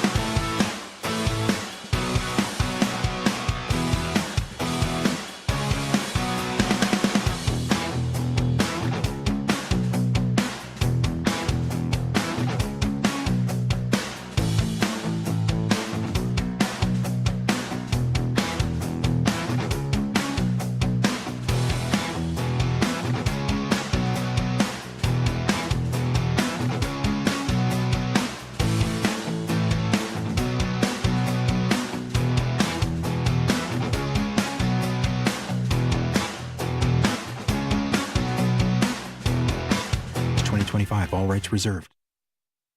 Make the afternoon drive your soundtrack on the way into the Guardians games. And talk about the game on your way home on Overtime. The best Guardians coverage is right here on Cleveland's Sports Radio, 92.3 The Fan. This is head coach Todd Monken, and you're coming in hot.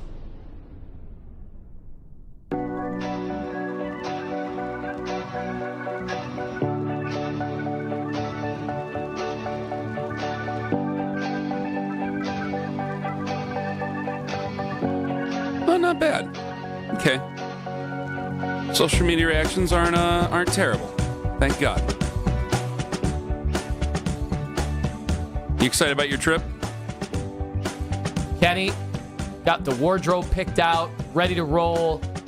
Gonna look like I'm a Northeasterner this weekend. Did you post what you look like on social media yet from the AI and what ChatGPT told you to dress like? So I took a picture of my clothes. I described the weather and where I'm going, the time of the year and everything. And, that's your real clothes that they put on you? And then I included a picture of me. And it gave me an entire ensemble. You look like a guy. It took your ensemble and put it on Tom Brady. Yeah, the one picture looks like Tom Brady, but you kind of look like a guy from like a JCPenney ad back in the day. A Sears catalog, if you will. That's why they call him the Sears sucker. which I do not have for this trip. It is time for coming in hot. A lot of pastel. Dude, silly. All right, Cleveland, it's time to get whatever you want off your chest. Cleveland, you're coming in hot. The phone lines are open now. Please keep your comments within the boundaries of good taste. Got some magenta, some plum. 216-474-0092. Chinos. One of these days on this show this summer, I got to wear this shirt that Liz bought me that you guys are going to laugh your asses off. I look like fat Johnny Cash. Honestly, I look like fat Elvis in it. And she loves it, and I think it looked terrible. Hello, you're coming in hot. There's nothing more American than how you gained all your fat. Like Ken Carman, who's so fat he looks like he's 2 hot dogs short of the 4th of July. Not bad. Not bad at all. Hello, you're coming in hot. Oh, yeah! It's Ken Carman here in my Lederhosen in Glockenspiel. Here's my in-depth Cavs analysis. Let's just compare them to the Browns. The Deshaun Watson, Donovan Mitchell trade, check. Kenny Atkinson is some coach that's no longer with us, check. Lima, what's your in-depth analysis? Oh, no. Oh, come on. Wasn't meant to be. He's driving. You know he's on West 98th right now. A 22-word lead. Yep. Right there on 90. Went through West 98. That's the end of it. The thing is, he was doing it in real time. Like, you could tell, like, that wasn't from earlier this week and he was rehearsing it. That was real. I love that. Hello, you're coming in hot. Order in the court. The People versus Anthony Lima, case number C60923. 923. Will the defendant please stand? You have been accused of barehanding the buffet. Is there anything you wish to say on this matter before sentencing Slippery Bone? You know the so-and-so I only did it. touched one. Will the court sentences you to death by electric chair? Good callback. It is great. Great song, too. That was one of my favorites. I thought it was underrated. It's probably... Do I have to say the Crossroads just because it's the Crossroads? Which Crossroads? There were 2 versions. Oh, jeez. That's a deep cut. Yeah. Only a guy who's been to... How many concerts have you been to them? Like Too 5? many. Yeah. Hello, you're coming in hot. The Cavs need to have 2 aging stalwarts band together in 26-27. Let's just label them LeBron James Harden. Have a good night, everybody.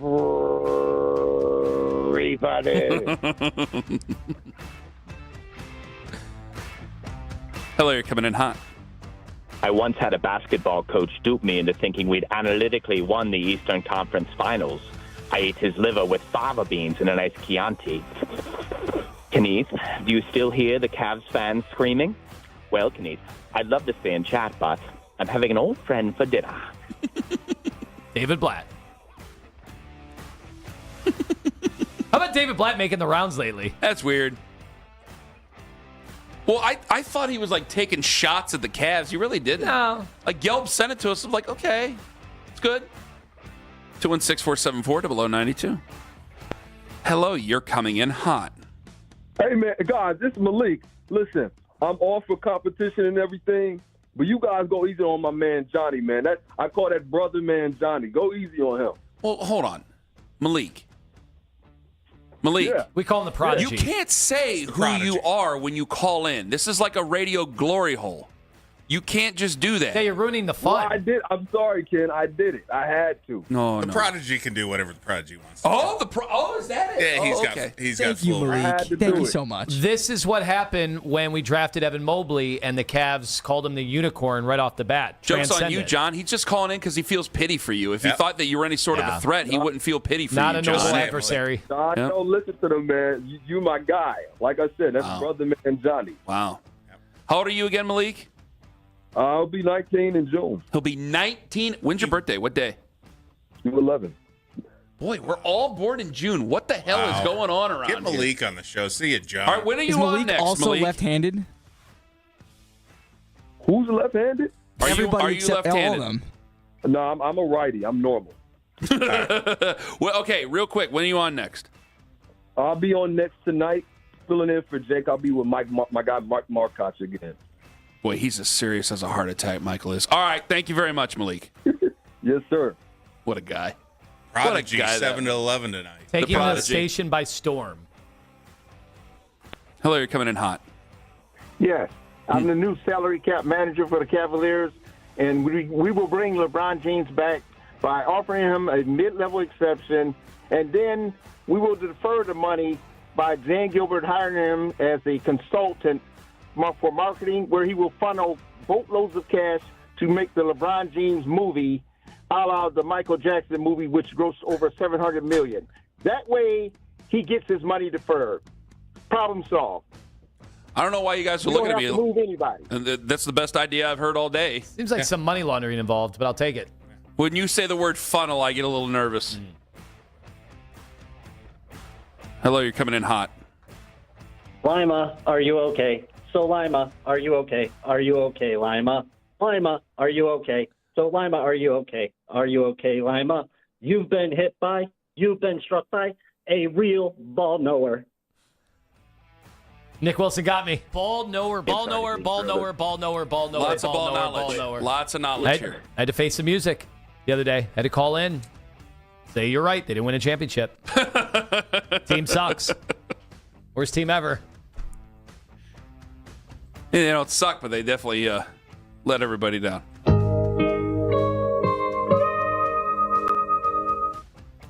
Hello, you're coming in hot. And I swear that the Cavs analytically are still in it. Yeah, I swear.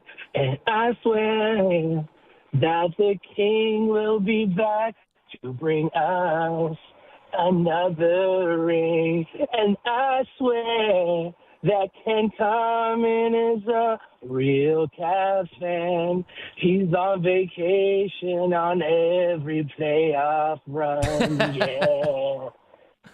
For better I was only on vacation for the losses. All for one version, I believe. I was only on vacation for the losses. We can take two more. Hello, you're coming in hot.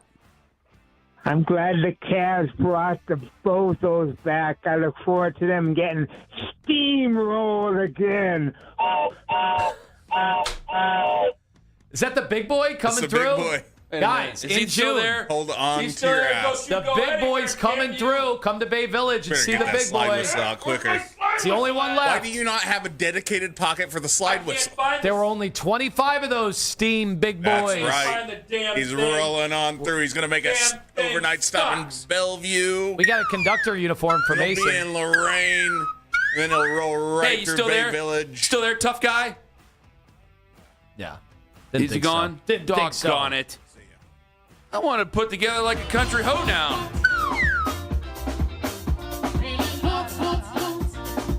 It's not hee-haw. I gotta go. You got to go? How much does your bag weigh? Does it weigh a full Chalamet? Depends if I have everything hidden in it that I need on this trip. Lima's got some goodies. Thought you just had to smoke a pack of Newports. Chef here. Going to Newport. Yeah, he's going to Newport. Newport Pleasure with Anthony Lima. And his wife. He left the studio. He is gone. He's got to go. And then the other door opens. Wow. See? Get in now we here. have ghosts. The ghost of, never mind. Not going to go into the meaning for that. Ghost of Big Lima's thanks to everybody who past. joined us. Lima is literally gone. He's on his way to Newport, Rhode Island. Him and his wife are going to enjoy some Newport pleasure. We're back Monday, 6 to 10. Nick Padone with me Monday. It's going to be a wild time. Surprising the Prodigy didn't come in for this one, too. Well, you know, Maybe I mean, next time. step by step. We love the Prodigy. And John, not so much. John does not love the Prodigy. He hates him. He hates him. He tells us off air all the time. For Owen, for Jeff, for John, for the Prodigy Malik, for the slippery wizard Anthony Lima, who slipped on out the door. I'm Ken Carman. Have a wonderful day, my friends. And have a wonderful Tall Boy Thank you for Friday. paying attention and making sure that you're not booing, but you clap.